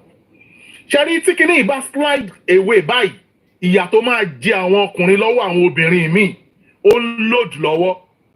Ìyà tó máa jẹ àwọn ọkùnrin lọ́wọ́ àwọn obìnrin míì tí wọ́n train nílé torí kò ń ṣe gbogbo obìnrin. We have some well-trained women. But ṣé láwọn obìnrin míì tó ń train ìyà tó máa jẹ àwọn ọkùnrin yẹn ó ń ṣe press up lọ́wọ́ because wọ́n á sọ fún yín wọ́n á dẹ̀ kóòtù yín wípé nǹkan tó mú mi Cynthia tó lọ score free pẹ̀lú gbogbo irọ́ tí everybody rí wípé wọ́n ń pa irọ́ yìí.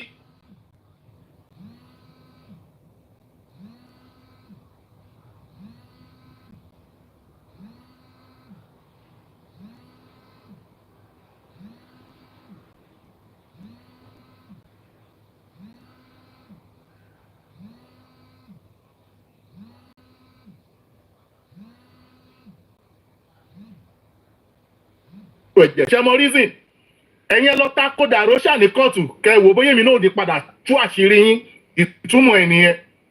Ká ní wípé wọ́n ta kó dàróṣà ní kóòtù táwọn kankan lára wọ́n ta kó dàróṣà ní kóòtù ẹ̀ rí wípé Ṣadé máa sọ̀rọ̀ nípa ẹ̀jẹ̀. But ní ìsìn tó ní pé wọ́n bá òun cover dàróṣà Ṣadé ò fẹ́ sọ nǹkan nípa ẹ̀jẹ̀ mọ́. A lot of shit ní gbogbo wọn cover. A lot of mess ní gbogbo wọn cover. We need to get justice on this. Not at this point. Nǹkan tó bá ti lè mú ìjọba tó arrest ẹni tó na ọmọ ẹ̀ ní bí ó ṣe yẹ kó nà. Nǹkan tó bá ti lè mú ìjọba tó rí abiyamọ tó bímọ ẹ̀ tó nà ní ọ̀nà tí ó yẹ kó nà tó ní wípé no justice for that child. Then this one náà tó kú yìí. We must seek justice for this one. Ìjọba gbọ́dọ̀ dìde sí eléyìí and everything tí a bá máa ṣe láti jẹ́ kí ìjọba dìde òun ní ká ẹ jẹ́ ká ṣe. Bọ́dá láti ní agbára Ọlọ́run kò ní rẹ̀yìn o, kò ní rẹ̀yìn, kò dẹ̀ ní rẹ gbogbo ẹ̀yin tẹ̀ wá ń diaspora tẹ̀ ń dá sí kéèsì. Ẹ ní fọmọdí, ẹ ní fi ayé yín di. But thank you sir for all you are doing for us. Because gbogbo nǹkan tẹ̀ ń ṣe yìí, àwa lẹ̀ ń ṣe fún.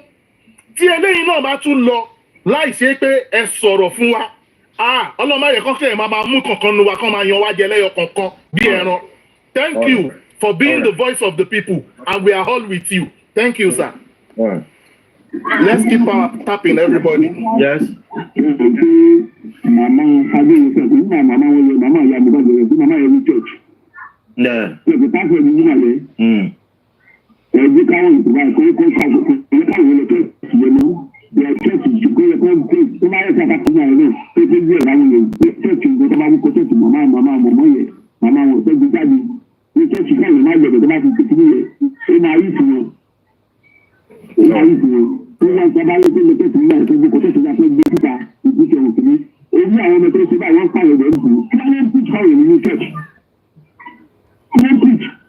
All right.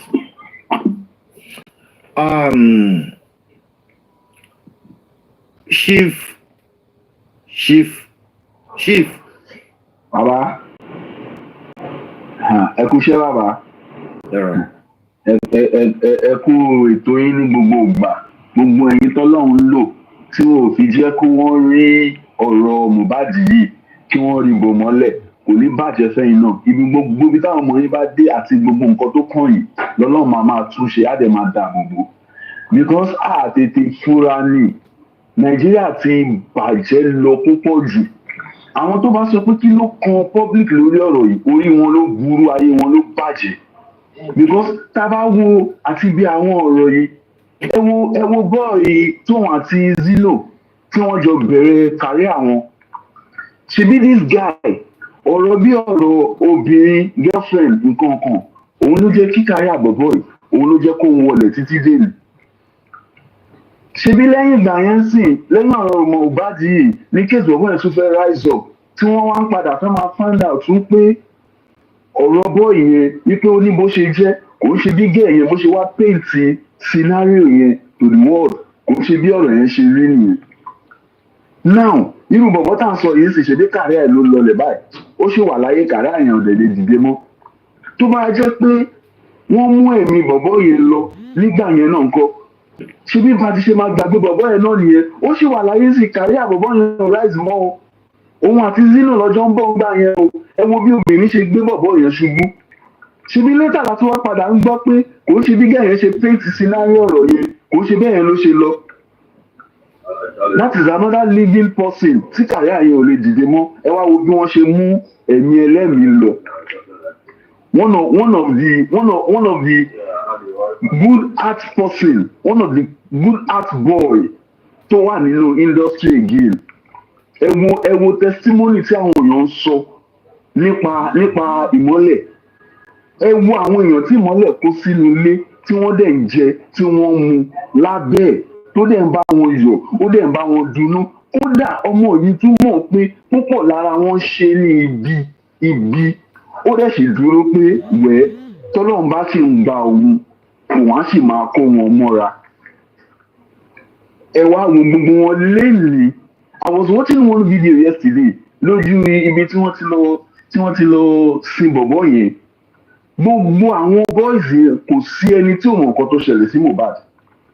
Is either lifestyle spending or whatsoever. I was watching that lifestyle yesterday baba níbi tí wọ́n ti sin yẹn he was explaining some things to Kòbágídí.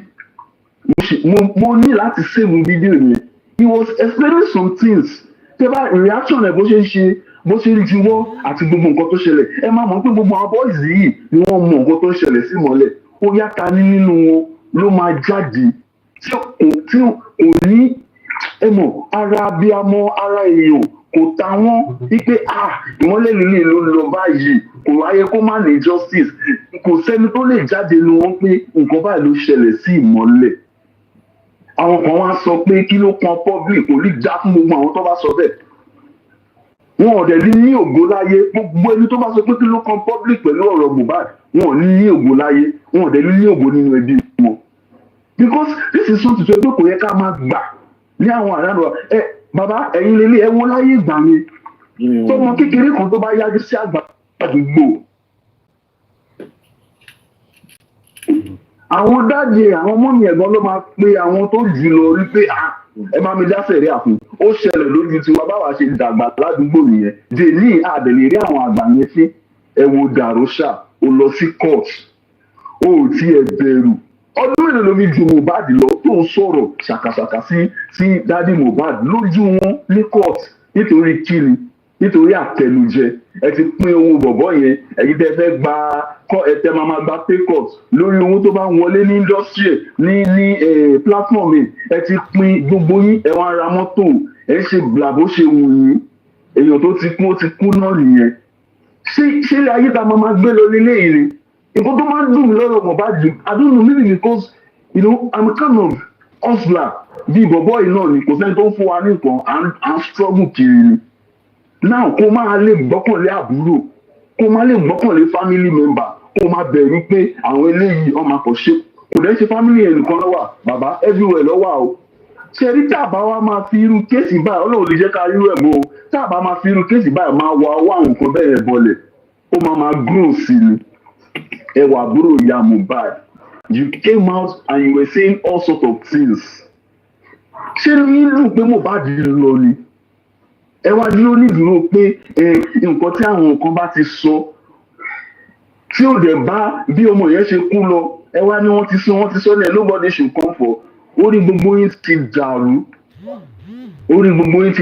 ó ṣe òṣè máa jẹ́ ń bẹ́ẹ̀ olóò jẹ́ ní owó Mohbad ṣé owó tí Dàróṣà ṣé mo máa sọ pé òun jẹ́ lábẹ́ Dàróṣà rí pé òun jẹ́ lábẹ́ Dàróṣà rí sọ́dọ̀ Mohbad kọ́ ni Dàróṣà ti ní owó tẹ̀ sọ yẹn ni owó tó dẹ̀sùn tí wọ́n dẹ̀sùn tún pé because nǹkan tó ṣe jẹ́ kọ́rọ̀ bọ̀bọ̀ yẹn rí bẹ́ẹ̀ láàrin wọn nígbà tọ́rọ̀ bọ̀bọ̀ yẹn ti kú ẹ wò náà bàbá yẹn èèyàn kú ẹ̀ ń ṣe odidi olórí ilé bàbá tó bí ọmọ kò sí níbi mítìn tí gbogbo yín ṣe ẹ̀dẹ̀ ń ṣe mítìn lẹ́yìn bàbá yẹn àwọn nǹkan ọmọ yẹn ẹ bẹ̀rẹ̀ sí parọ́ pé kò ní nǹkan kan that was the first lie ẹni kò Ìmọ́lẹ̀ ò ní owó kankan nílẹ̀ tẹ́lẹ̀ fi ṣètò ọmọ yẹn tí Ìmọ́lẹ̀ ò bá tiẹ̀ lówó ṣíwọ́ tó pe rẹ̀ ń Dàróṣà tó rí owó lábẹ́ Ìmọ́lẹ̀ ó yẹ ká tún gbọ́ pé ìta ni wọ́n tún ti ń sẹ́ǹdì owó tí wọ́n máa fi ṣètò Ìmọ́lẹ̀ ìta lọ́ tún ti ń sẹ́ǹdì ẹ̀ wá ó dẹ̀ wá ń bẹ̀ yẹn ìyàwó náà wà ń bẹ̀ gbogbo ilẹ̀ dẹ̀ rí owó ń bẹ̀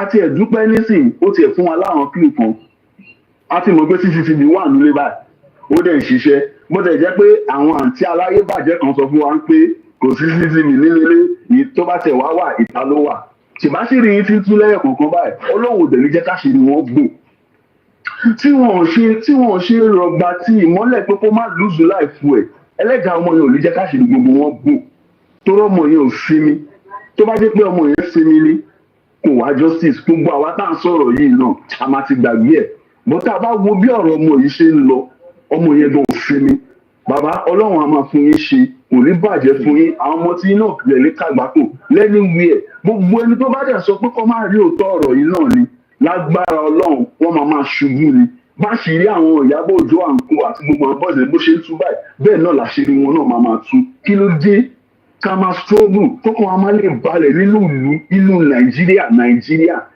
táwọn bá ṣiṣẹ́ níta ní outside country kó máa frustrate life wa ká má tún lọ sọ pé bóyá àti ẹ lọ vacation àbí nǹkan kan pé kọ́kọ́ wa tó balẹ̀ nílé tá a ti wá ṣé bó ṣe wà láyé ìgbà yẹn ni.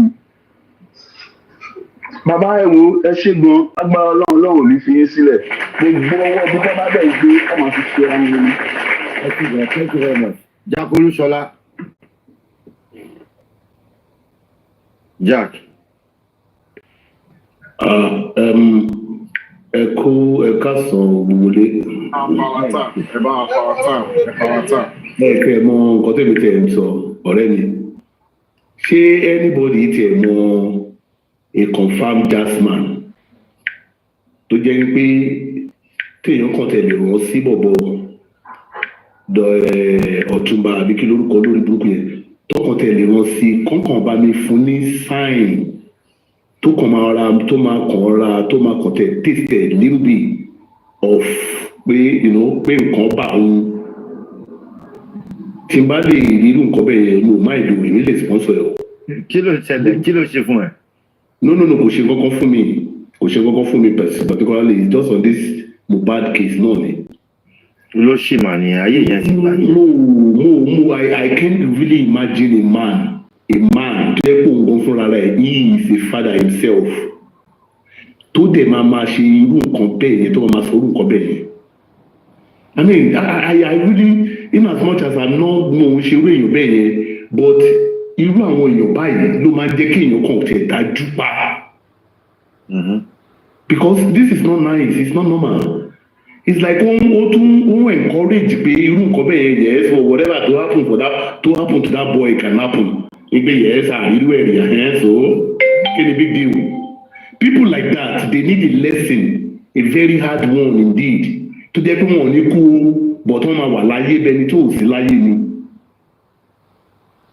Tọkàn tó bá dẹ̀ ní chance àti pé bóyá ó regret action ẹ̀ kan tó wá sílẹ̀ pé at least a ti rí pé ọmọ kò yẹ kó máa ṣe báyìí kò yẹ kó máa sọ̀rọ̀ báyìí kò yẹ kó you know what I'm saying that is just my own if there's a way we can olórí ẹbí tó bá lè bá mi wá àwọn confam jazzman tọkàn lè bá mi ṣe kankan láti ṣọ̀tẹ̀ ọ̀ kọ́kàn fàyè wọn briefly. ayé yẹn ti bàjẹ́ kò sí problem jàre ayé ẹ̀ ti bàjẹ́. Thank you very much. Yeah. Busy Pretty. Busy Pretty. Busy Pretty. Amalan. ẹjọ ẹyin ológo tó wà ń bí ẹ bá wa power tap kí network yẹn lè strong. ẹ káàsán mo kí gbogbo ilé ẹ kú wa tó tónu ẹ kú gbìyànjú náà ọlọ́run ò ní jẹ́ kí a fi rú ẹ̀ gbà. ṣe rí ọ̀rọ̀ yìí ó ní bá ó dẹ̀ ní bó ṣe jẹ́.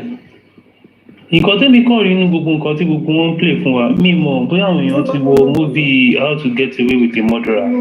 That film. Are you mute? Are you talking to me? No, ẹ máa sọ̀rọ̀ ilẹ̀ ń ta gbé wọlé tí ò mute ni.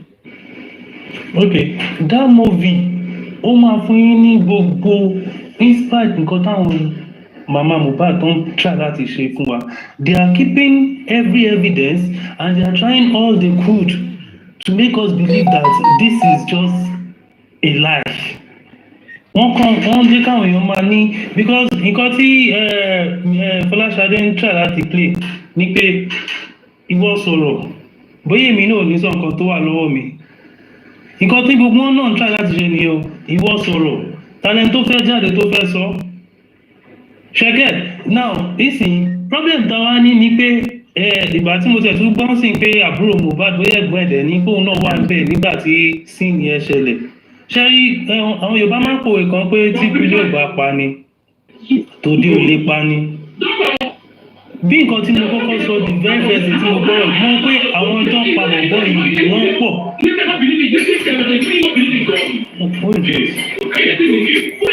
Ẹgbẹ́ àwọn tó ń pa bọ̀bọ̀ yìí wọ́n pọ̀ kò kí ń ṣe èèyàn kan.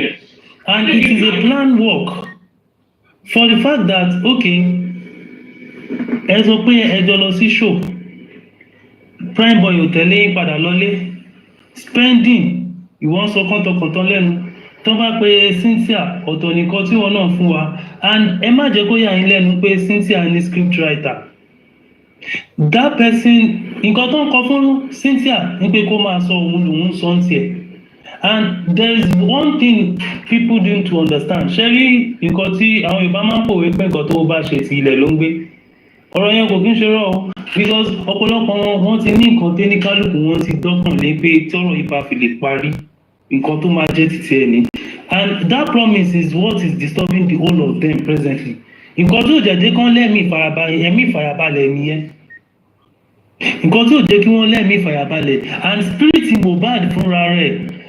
Mohbad fúnra rẹ̀ kò fi wọ́n lọ́rùn sílẹ̀ because tó bá jẹ́ spirit bọ̀bọ́ yẹn fi wọ́n lọ́rùn sílẹ̀ ní láti jọ ìgbógun Nàìjíríà ti máa gbàgbé ọ̀rọ̀ yìí but nǹkan tèmi kàn rí láti sọ sọ̀rọ̀ yóò ju wípé kọ́nà jẹ́ ká rí òbí rere bíyàn ni ìyá Mohbad yẹn kò kí ń ṣe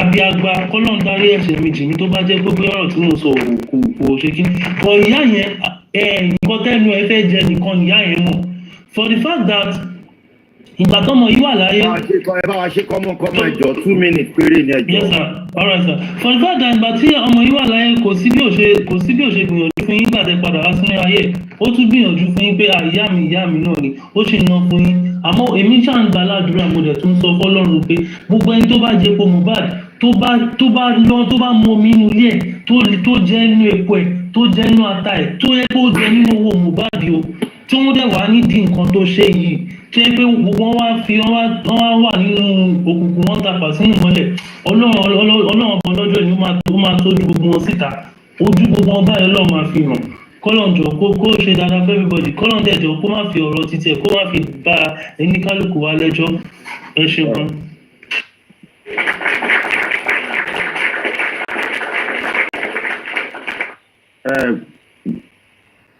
Bukky.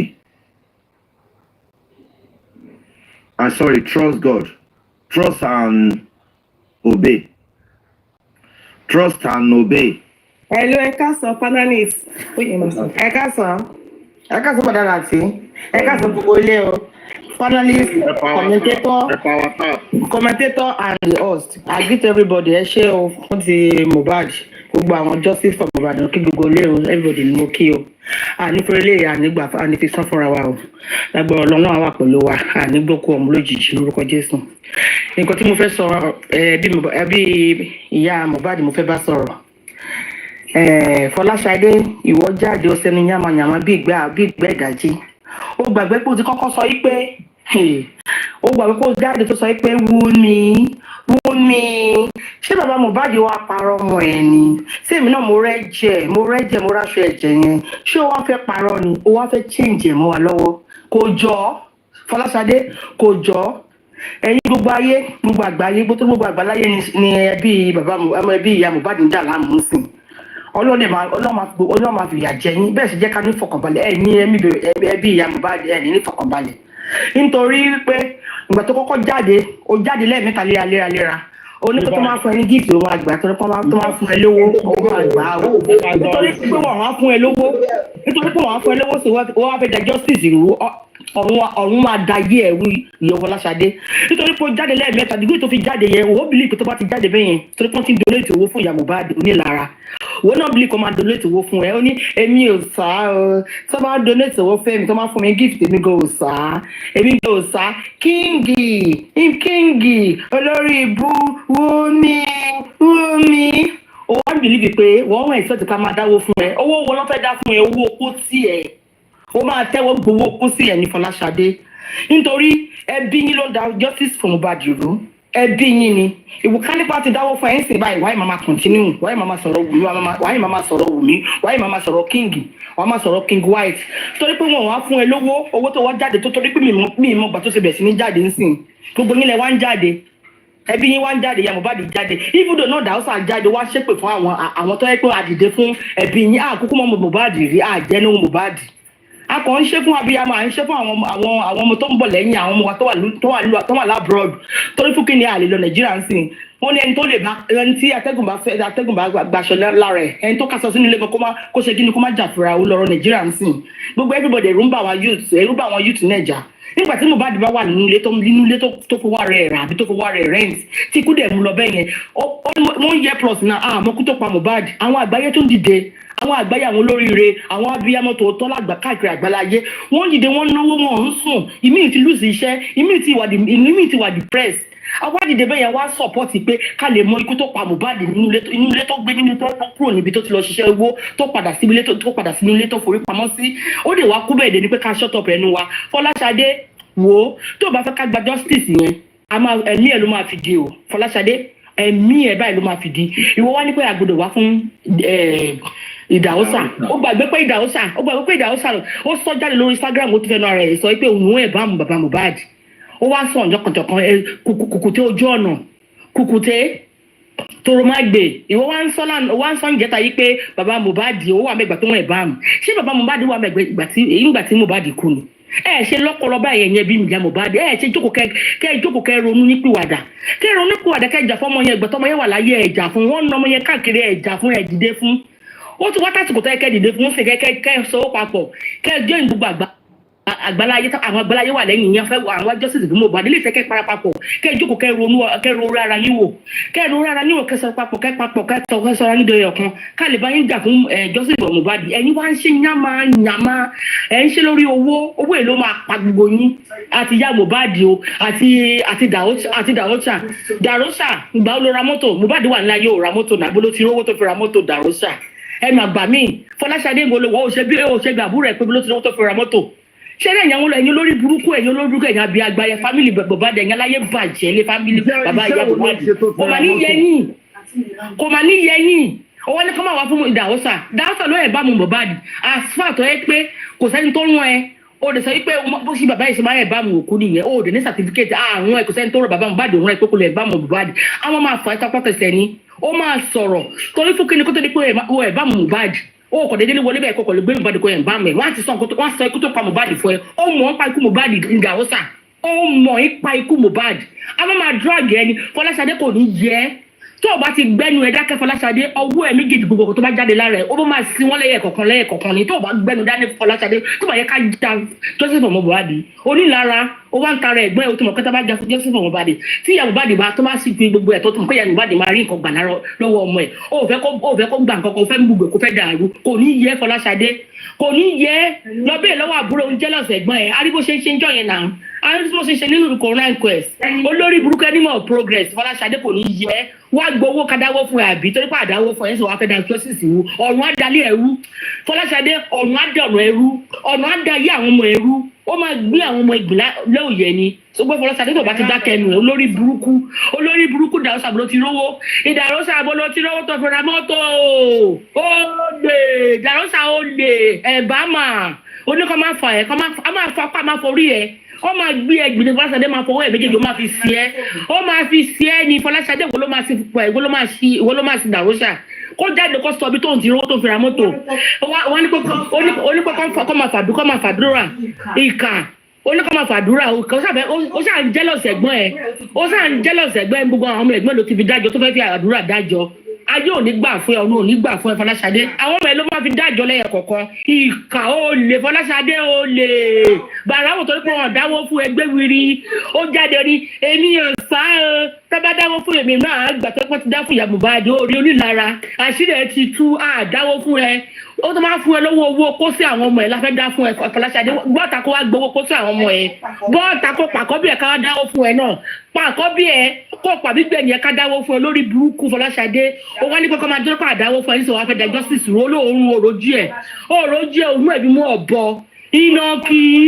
ìnàkí oníkàmpálà olórí burúkú oníkọ̀lọ̀ kàmpálà ojúlójú kóòkì ọrùn lọrùn kóòkì ojúlójú fanta Fọláṣadé olè kọlọrayọt Fọláṣadé olè Fọláṣadé olè ó fẹ́ kọ́ máa dáwó fún wa ní dáwó fún ẹ ikú ló máa dáwó fún ẹ owó ikú àwọn ẹ ló máa gbà lórí íńtánẹ́ẹ̀tì lórí social media tó bá ti gbẹ́nu dákẹ́ owó ikú àwọn ẹ ló máa gbà ọ̀run máa dáwó ikú fún ẹ Fọláṣadé olórí burúkú torí pé wọ́n dáwó fún ẹ sí ó jáde lẹ́ẹ̀mẹ́ta torí pé wọ́n fún ẹ lówó olórí burúkú olè Fọláṣadé olè lọ́bà àbúrò ẹ kó bẹ́ẹ̀ lọ́wọ́ àbúrò ẹ tí lówó tó fẹ́ra mọ́tò olórí burúkú olè Fọláṣadé àbúrò ẹ ló ẹ̀ bá Mohbad ẹ máa fa ọ́tọ́ a máa fà á nù torí tó bá ti jẹ́ pé òfẹ́ ká fa Dàrósà tó tó di pé ẹ̀ bá mu Dàrósà ibo ló ti gbọ́ fún kí ẹ̀ bá mi yàn láti pé láyé pé wọ́n sọ ikú tó pààyàn ọkọ̀ délé ẹ̀ bá mu ẹ̀ gbọ́dọ̀ dálà tí ẹ ṣẹ́jà rẹ̀ inú tẹ̀ ń bí mi ni fún Fọláṣadé olè tó kó wọn dáwó fún wọn fẹ́ dàrú ẹ ṣẹ́jà ẹ̀bọ̀dá láti ẹ ṣe gan gbogbo ẹ̀yin mo dúpẹ́ lọ́wọ́ yín ẹ ṣe o. ó dàbẹ̀ ṣe sir many times ẹ ṣe close down. àgọ́ máa round up ń bí báyìí. Denny, the why.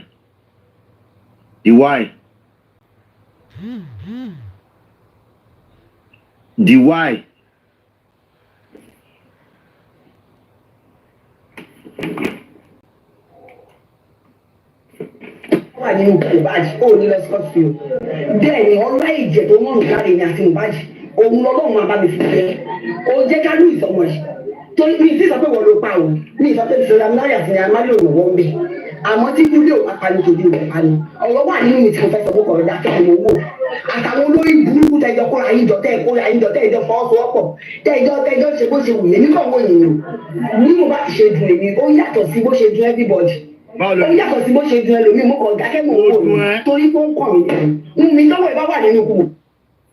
kò dùn ẹ rárá irọ́ ló ń pa kò dùn ẹ tó bá dùn ẹ ò ní jáde kó wá máa ṣòṣì mọ́ṣì kó máa ṣe lẹ́yàmẹ́lẹ́yà òun ara fídíò ẹ̀ tó lọ́wọ́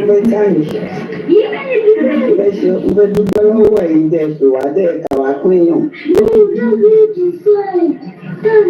dẹ̀ ń jẹ́ kí wà dẹ̀ ní àwa náà dẹ̀ kí wá péyàn mo dúpẹ́ o kí ni sọ pé ìjọra mi lójú o torí kò sẹ́nìbọ̀dì tí ò ní jẹ́ kì í ṣe pé bóyá mi ò fẹ́ gba owó àbí ìkọ̀kọ̀ bẹ̀rẹ̀ mi ò fẹ́ bí ṣe ìjọsìn fún mi bàbí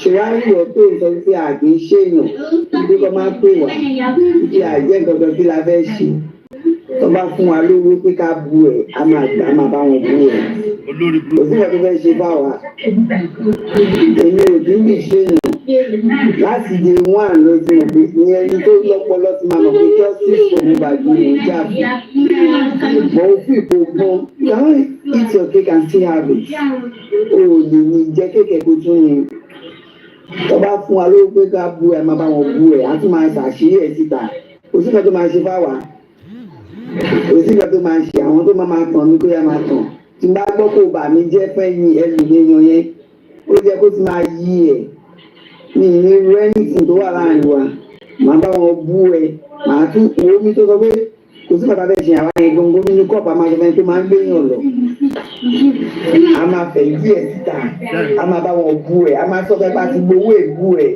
ọmọ bẹ́ẹ̀ ni ò kí ń gbowó lọ́wọ́ èèyàn kò sẹ́ni tó lè bọ́ta tó sọ pé nǹkan báyìí. ìgbà tó kì í gbowó lọ́wọ́ èèyàn àwọn wo ló ń fowó lò ẹ̀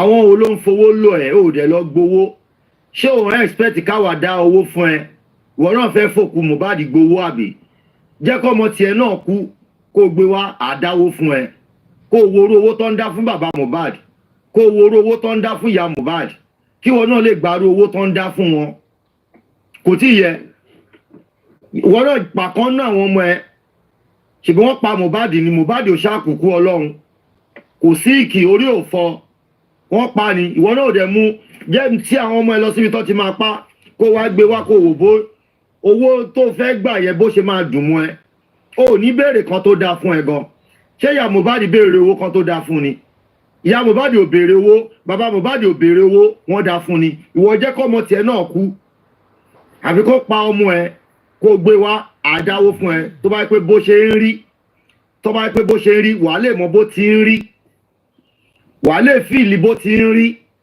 torí ò mọ bó ti ń rí rárá àti rárá ò mọ bó ti ń rí wọn mi ṣíjú ẹjẹ ń gbé gòkè kí n tó máa lọ mo ní less than 30 minutes ń bì. yà ọ̀dọ́ là sí ẹjọ́ mo lè má ní opportunity àti bá yín sọ̀rọ̀ mọ̀kẹ́ tó lọ ẹjọ́ nítorí ọlọ́run ẹgbẹ́. kí ló dé ṣé mi fẹ́ kú ni àbí ìwọ ọ̀tá ẹ̀ fẹ́ kú ni. irọ́ kò sí kú lójú àzìn lórí platform yìí ni mo ń sọ. ó dẹ̀ ń sọ dẹ̀ ní gbàgbére. irọ́ ọkú náà ń pa má dá àbẹ̀dá láti ẹni bá rokú rorú àwa yìí àtẹ̀mí àti yín ó ń lọ fọmọ ẹ̀ dín ni. ó dẹ̀ yà mí ó dẹ̀ fún mi ní àtàtà. irọ́ ẹ fọkànbalẹ̀ ẹ lọ fọkànbalẹ̀ a máa gbé wálẹ̀. ẹjọ́ ẹgbẹ́ kọ́ yín mo fẹ́ bá yín sọ̀rọ̀ sá. àwọn yàrá mi ṣíjú ẹgbẹ́nu sí mike gbogbo ọmọ Nàìjíríà fẹ́ gbọ́ yín. kódà láti ẹ káàsán o ẹ kú ọ̀rọ̀ ó ga o ọlọ́àṣàánú wa lọ́wọ́ àwọn fámìlì ìyá Mohbad o abẹ́rẹ́ jákujàku tí Fọláṣadé tún ń sọ àpò ara wọn náà ń dùn sí ibẹ̀ torí ọmọ yẹn máa ṣèdájọ́ fún gbogbo wọn pátá. kò sí tó lọ́ọ̀bù ọmọ yẹn nù Mohbad máa ní justice rọ́nà ń pa wọn láìsí Mohbad mímọ́ tó gbà lọ́wọ́ wọn o. mọ́mí wa ò níbo lẹ rò pé Mohbad ti kó àgbákò ìlara yìí. èyí kò tiẹ̀ yé mi gbogbo wọn náà ń lara ẹ̀ àti Fọláṣadé o àti Dàóṣà o gbogbo wọn náà ń ṣe lára ìyá Mohbad ò tún wá gbọ́n. ìyá ńlá àwọn ẹ̀gbọ́n lára àbúrò cousin nephew gbogbo wọn náà lára àwọn ọmọọṣẹ́. ṣé mọ nǹkan tó ti kó bá wọn láti ilẹ̀ brọ́dà láti irọ́ tó ti lọ fi pinlẹ̀ yẹn ni tó bá yẹ pé oníkálukú ti sọ ohun tójú ẹ̀ rí láti ilẹ̀ gbogbo wàhálà tán kóra wọn sí wọn ò ní kóra wọn sí tí àdúrà ti sọ tiẹ̀ nítorí pámápámá nípa bídà ọ̀ṣà tó ti sọ tiẹ̀ tí ìyá Mohbad ti sọ tiẹ̀ wàhálà yóò ní síbẹ̀ so irọ́ tó fẹ́ máa fi borí irọ́ yẹn ni òbò fún wọn sìn òun ló ń jẹ́ kí kéèsì yẹn fà sẹ́yìn but kí everybody má give up tó bá yá irọ́ máa fi ojú hàn òtítọ́ máa fojú hàn irọ́ òdẹ lè borí òtítọ́ agbára Ọlọ́run gbogbo àìsùn àìwo abiyamọ á jẹ́ kí Mohbad níjọ́ irọ́ náà ń pa àwọn náà ẹ̀rú ń bà wọ́n kàn ń sákì gbogbo wọn fẹ́ ká sí bọ̀ọ̀bù ni wọ́n fẹ́ kó sú everybody ni. Alabama kàyé mi ò kò dẹ̀ lè sú wa lágbára Ọlọ́run àwọn náà máa ń ṣe ẹlẹ́yàgbẹ̀yìn. ẹ ṣe gọmọ. ọkọ ètò ẹ mọ bẹtò lọ. ẹ ṣe gọmọ.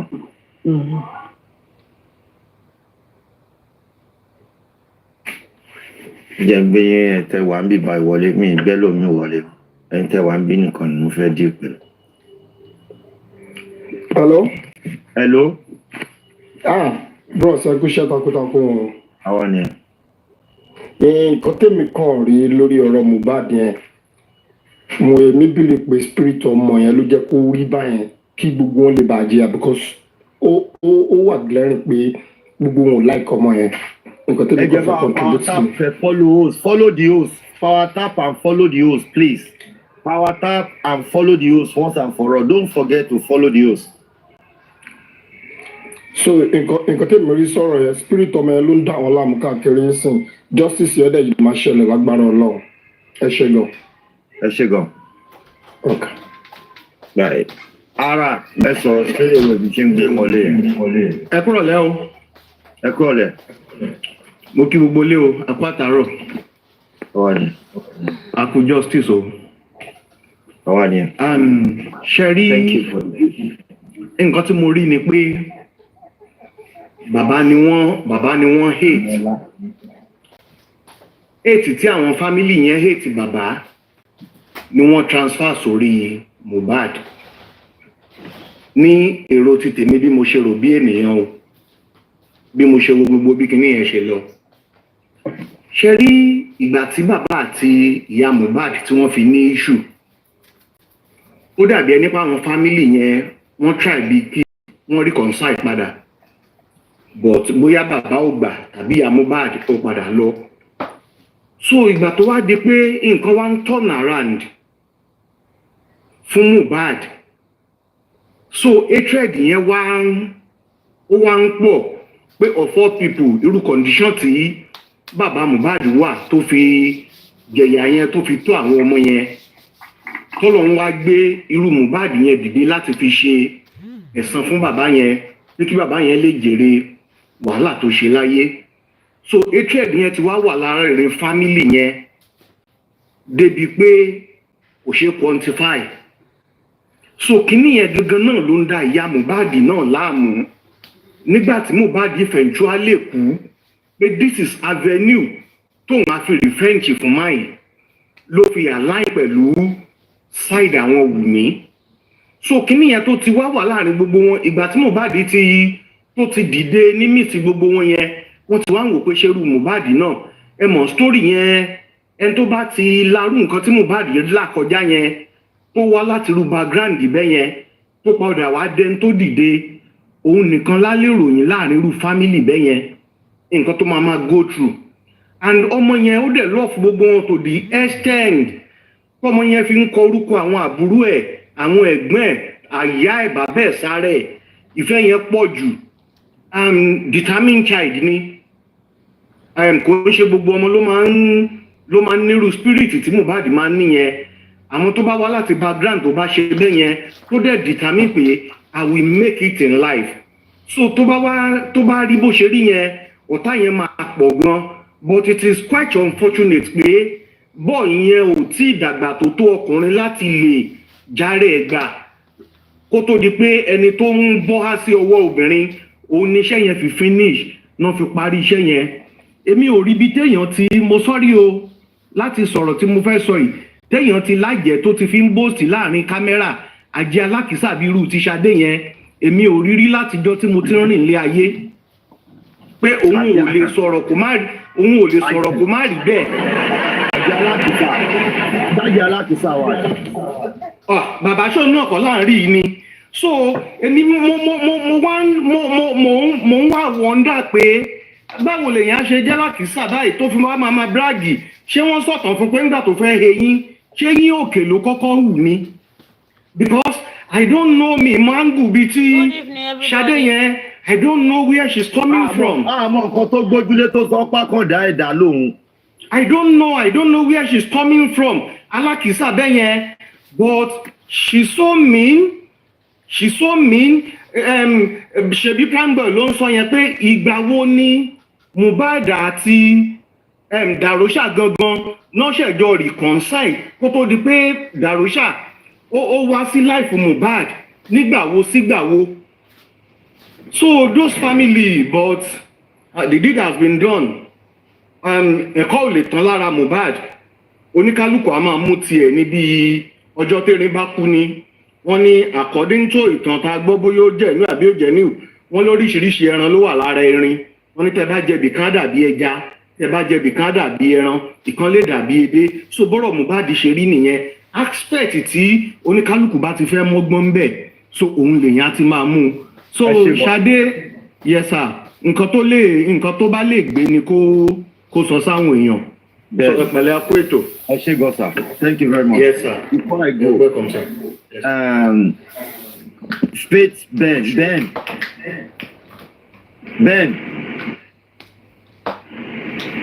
Hello Ben. Ẹlòmíì gan sọ rẹ̀ lórúkọ lórí TikTok kò rántí tó bá pè lórúkọ yẹn kò ní mọ̀ pé òun jẹ́ bẹ́ẹ̀ mọ́.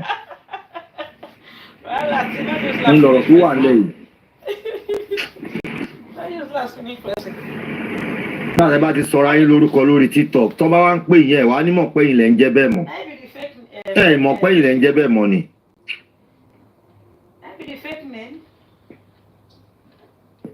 Àwọn obìnrin mọ̀ Fitẹ́ Ben ṣé orúkọ ló ń jẹ́ Fitẹ́ Ben? Mo ti ń lọ ẹ sọ̀rọ̀ tí mi ṣe gbé wọlé yẹn mú lọ jàre. I'm going to work.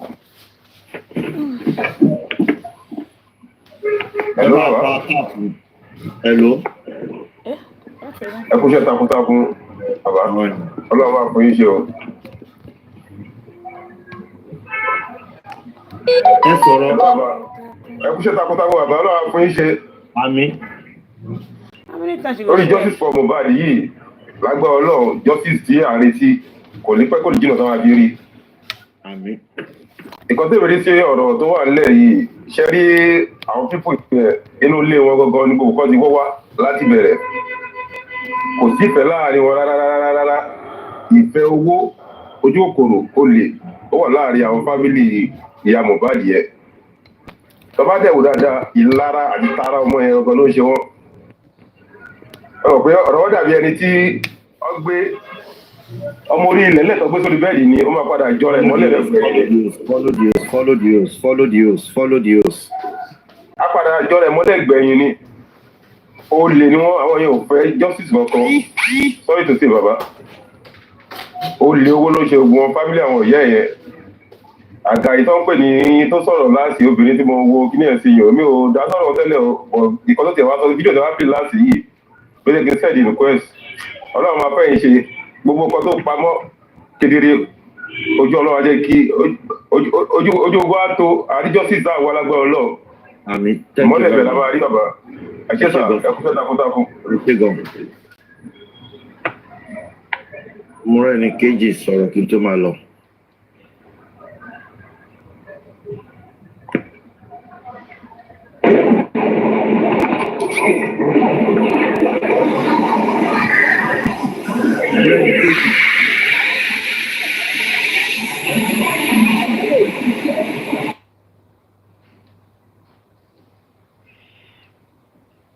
Follow the host. If you haven't follow, try to follow page for more video. Follow page for more video. Sọ̀rọ̀ kí n tó máa lọ. Mo ti try o. Tó bá dọ̀la lágbára Ọlọ́run a máa join a máa tó pàdé lọ́la lágbára Ọlọ́run. Struggle continue, no retreat, no surrender lọ́rọ̀ tó wà lọ. Ó ṣe sá o, Fọláṣadé àjẹ́ alákìísà. Èmi náà rí ìfọ̀múlọ́lé wọ́n ní àjẹ́ alákìísà. Lákìísà. Orúkọ tuntun tó gbà nìyẹn. Ó dẹ̀ ń fùwà ẹ̀ náà. Olórí ìbú. Felix. Hello. Ẹ sọ̀rọ̀. Hello, ṣé ẹ gbọ́ mi? Ṣé ẹ gbọ́ mi? Mo ń gbọ́. I'm just coming from Canada, living in Sogo. But the thing is that my follow Kini back to back all the time. Mr. Lati, I so much appreciate what you are doing. And I'll keep on saying one thing that way, Sherry justice, but don't relent. Don't allow it to distract you. Sherry family and people here on the problem for now. Kote mi ribe. Ìyá yẹn only kote the promise. I'm very sure of that. Kò fẹ́ lose ọmọ ẹ̀ ni. àbúrò màmá náà bí àbúrò ẹ̀ nàbẹ́ gbọ́n ẹ̀ ní the other woman yẹn wọ́n ti fìyà ẹ̀ sí tight corner pé tó mi bá sọ báyìí nípa àdúrà ẹ wò nǹkan báyìí làwọn náà máa ṣe ẹgẹ́ bẹ̀ nítorí ẹ̀ ìyá yẹn ló ṣe wà in between ló ṣe wà that woman is a now as I'm saying now kò mọ̀ ọ́ dẹ́kun ṣe but àtẹnujẹ ló kó ba débi tó sún débi tó wà yìí kò tó fẹ́ sọ nìyẹn ṣé tó ṣe wà yẹn kọ́lọ̀ ń kó yọ bẹ́ẹ̀ ni pé ọmọdé ò ní ṣẹ̀wọ̀n yẹn ọmọ tó ń pín bẹ́ẹ̀ ni kò ní ṣẹ̀wọ̀n yẹn kó fọ́ gbàgbé ó máa ṣẹ̀wọ̀n ni tí wọ́n á ṣe pé nàìjíríà tó fà ní nàìjíríà tí kò dáa ni ọlọ́pàá ní púpọ̀ dání nílùú yẹn for eye from the first tí mo lè ti kú lẹ́gbẹ̀ẹ́ lè ṣe investigation wọn kò ń ṣẹ̀wọ̀n justice for Mohbad lẹ́gbẹ̀ẹ́ wọn ṣe fún wọn ṣe investigation most of the information tó ń get out by just for Mohbad àwọn ọlọ́gbẹ́ jáde síta àwọn ọlọ́gbẹ́ information yìí síta lẹ́ẹ̀kọ̀ọ̀kan ọlọ́gbẹ́ fi gbogbo secret tòun tó ṣẹlẹ̀ ọlọ́pàá fún àwọn investigate anything gbogbo nǹkan tó ń sọ ní court sí for now àwọn nǹkan tó ń sọ ní online tó yẹn bring as point tó ń bring as point yẹn òun ló ń follow ní court and I pray ọlọ́run fún yín ṣe justice amari gbàdúkọ Jésù kò sẹ́ni tó máa gbàdúrà kó ń tọ́ ọmọ ẹ̀ kó jẹ́ kó ṣojú ẹ̀ ẹgẹ́ bẹ́ẹ̀ but ìyá yẹn àtẹnujẹ yẹn pọ̀ lẹ́dí kan sílẹ̀ kan ní pé ṣé wọ́n máa ṣe Yorùbá ni ní mo dáhùn pé Yorùbá ni as Yorùbá ẹ̀ tó bí nílẹ̀ Yorùbá ọmọ máa tẹ obìnrin lára jọ ọkùnrin lọ ni bàbá Mohbad lọmọ ẹ̀ ń ta lára jù lọ ibi tó kí ọmọdé yóò tọ́jú ìyá ẹ̀ kò tọ́jú ìyá ẹ̀ but máa ń ṣe tara ó sì ń tara fọ́ọ̀mù ẹ̀ ìyá yẹn lẹ́kọ̀ọ́ àti oṣù ọba yẹn wà now but àtẹnujẹ tó máa jẹ olókùn adé tó wà yẹn ní sọjí báyìí lọ Ọlọ́run máa ràn yín lọ́wọ́ thank you very much ẹ lè mú wálẹ̀. ẹ ṣé gan thank you very much ẹ bá follow host ṣe ti follow. I will go on now I'll follow it now. All right, thank you very much. God bless you. Mo dúpẹ́ lọ́wọ́ ẹ̀yin fans wa tẹ́ dúró tì wá o. Mo dẹ̀ dúpẹ́ lọ́wọ́ ẹ̀yin tẹ́ ń support wa both home and abroad. Janet Hart, welcome on board my sister. Welcome on board and I'm about to finish right now.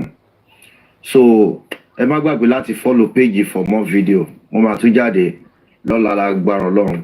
No retreat, no surrender. Message fún ẹ jọ̀ọ́ ń tọrọ Ọlọ́run. Ẹ̀yin ìyá tẹ́ ń ṣe yàmàyàmà káàkiri ẹ má gún mi ò gún yín ẹ gbọ́ pé mò ń dárúkọ yín bí pé mo fẹ́ ṣe nǹkan in my own way mi ò rò kó tí ì tó jà I don't want to be controlling mi ì fẹ́ kán control mi ìyẹn ò rò pé bóyá ẹ wá máa ṣe fi mí pa káàkiri tẹ bá rò pé mi jẹ́ ẹni tẹ́ lè fi pa tí n bá rí màá wá fún yín tí n bá rí ẹ safe bẹ́ẹ̀ tí n bá rí lọ́wọ́ tá a wà yìí màá fi yín wégbá màá fi ojú yín hàn màá bo gbogbo nǹkan tí mo ní ni màá fi bá yín jà because mi ò disturb ìyá oníyà kí ìyá oníyà má disturb mi ò gún ìyá oníyà kí ìyá oníyà gan má gún ọmọ ọlọ́mọ are you getting my point kí ìyá oníyà kó má gún ọmọ ọlọ́mọ tájá bá ń sínwín kẹyà mojú olówó yín ìyá tí ń bá gún tó bá gún mi màá gún jù bẹ́ẹ̀ lọ màá gún lódó màá rò lámàlà so ẹ jọ̀ọ́ nítorí Ọlọ́run day your day make I day my day day your day make I day my day tó bá kọlù mi màá kọlù ẹ ọmọ ọmọdé akẹ́kẹ́ lèmi o tó bá kọlù mi lẹ́ẹ̀kan màá kọlù ẹ lẹ́ẹ̀mẹ́ta wàláì àwọn ọmọ yín gan wọ́n á regret pé ẹ jà fún justice wọ́n máa regret pé ẹ jà fún justice so by then ẹ má gún mi ẹ bá ń follow page yìí tẹ bá gún mi tí n bá rí tó bá send ẹ sí mi tó rẹ̀ mo sọ fún wọn pé kó má send video yín sí mi bẹ́ẹ̀ tó bá ṣe mistake send sí mi tí mo bá rí ẹ lè béèrè tó bẹ́ẹ̀ kọ́ tẹ́mi kàn máa sọ fún yín nìyẹn ìyá tí n bá ti gún tó bá náà fẹ́ gún mi máa gún ikú òjijì máa pààyà náà ni ẹ má rò pé bóyá ẹ lè bí mi lọ́mọ ẹ lè kò sí tó bí mi lọ́mọ nu yín inú kẹ́ ẹ gbà mí lábúrò àbí kí n jẹ́ gbọ̀n kan nu yín because don't judge book by its cover you don't judge book by its cover ẹ má rò pé nítorí pé mo rí gbẹ́gbẹ́ yìí àbí ẹ ń judge mi pẹ̀lú body ẹ lè bí mi lọ́mọ mo ń lọ ó dàbọ̀. gbàmí lẹ màmá mi gbà o bàbá ni ó gbà kí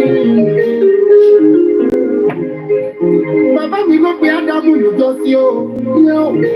Ádámù sì dá bàbá lóhùn. Bọ́bá wá ṣe pé Ádámù ó máa dá bàbá lóhùn. Inú ìṣẹ́, inú ìyà, inú òtútù ní bá kú sí. Mo máa wá lónìí o, Ọlọ́run. Mo ní mo wá jẹ́ ìpè fún ọ. Ẹgbẹ́ mi náà ni ọmọ bá lé.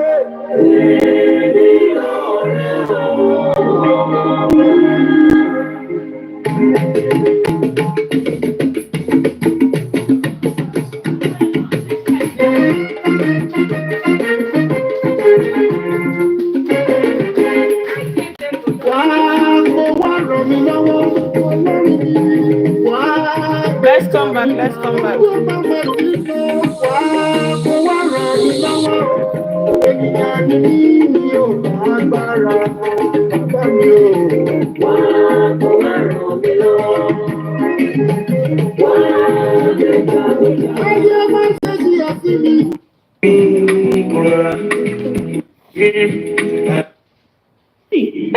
With eager pẹ̀lú tara pé ó dẹ̀ pé báyìí ni ọ́nà ìyá Mohbad bọ́ síta tó wá ń ṣe kínní dádì ṣe bá jọmọ ní ìgbà tí wọ́n bá mi ní ibi tí mo wà tẹ gba information lọ́wọ́ mi tẹ ṣe gbogbo ẹ̀ dádì ajọmọ ní o ẹ̀ẹ́dẹ̀ wá sọ kankan wọn ẹ̀ẹ́dẹ̀ gbẹmí débẹ̀ mọ́ prime boy lè lo ẹ̀ẹ́dẹ̀ gbẹmí débẹ̀ mọ́. So they don't want to leave me. Exactly ma so wọn fẹ́ release ẹ̀ wọ́n bí lè pé kí bàbá go down gbogbo trash tó ń sọ ní court náà kò mọ̀ pé òun ní lára òun ni so ọkàn parọ́ ṣẹ́rí ọlọ́run ò kí ń polódodo sílẹ̀ kò dẹ̀ sí nǹkan kan lè ṣe against that bàbá ara wọn náà máa fi ṣe then one more thing ẹjọ́ mà tàbá tí ń gbàdúrà pé ọmọ ológo lé wọn ló lọ ẹ jẹ́ ká máa gbàdúrà fún bàbá pé kólógo míì dìde ó lè má dìde ń lè ya Mohbad o but kó dìde fún bàbá. Please let's come back. Because that man has gone through a lot ó dẹ̀ ní láti jẹun ọmọ bàbá lọ́mọ mi náà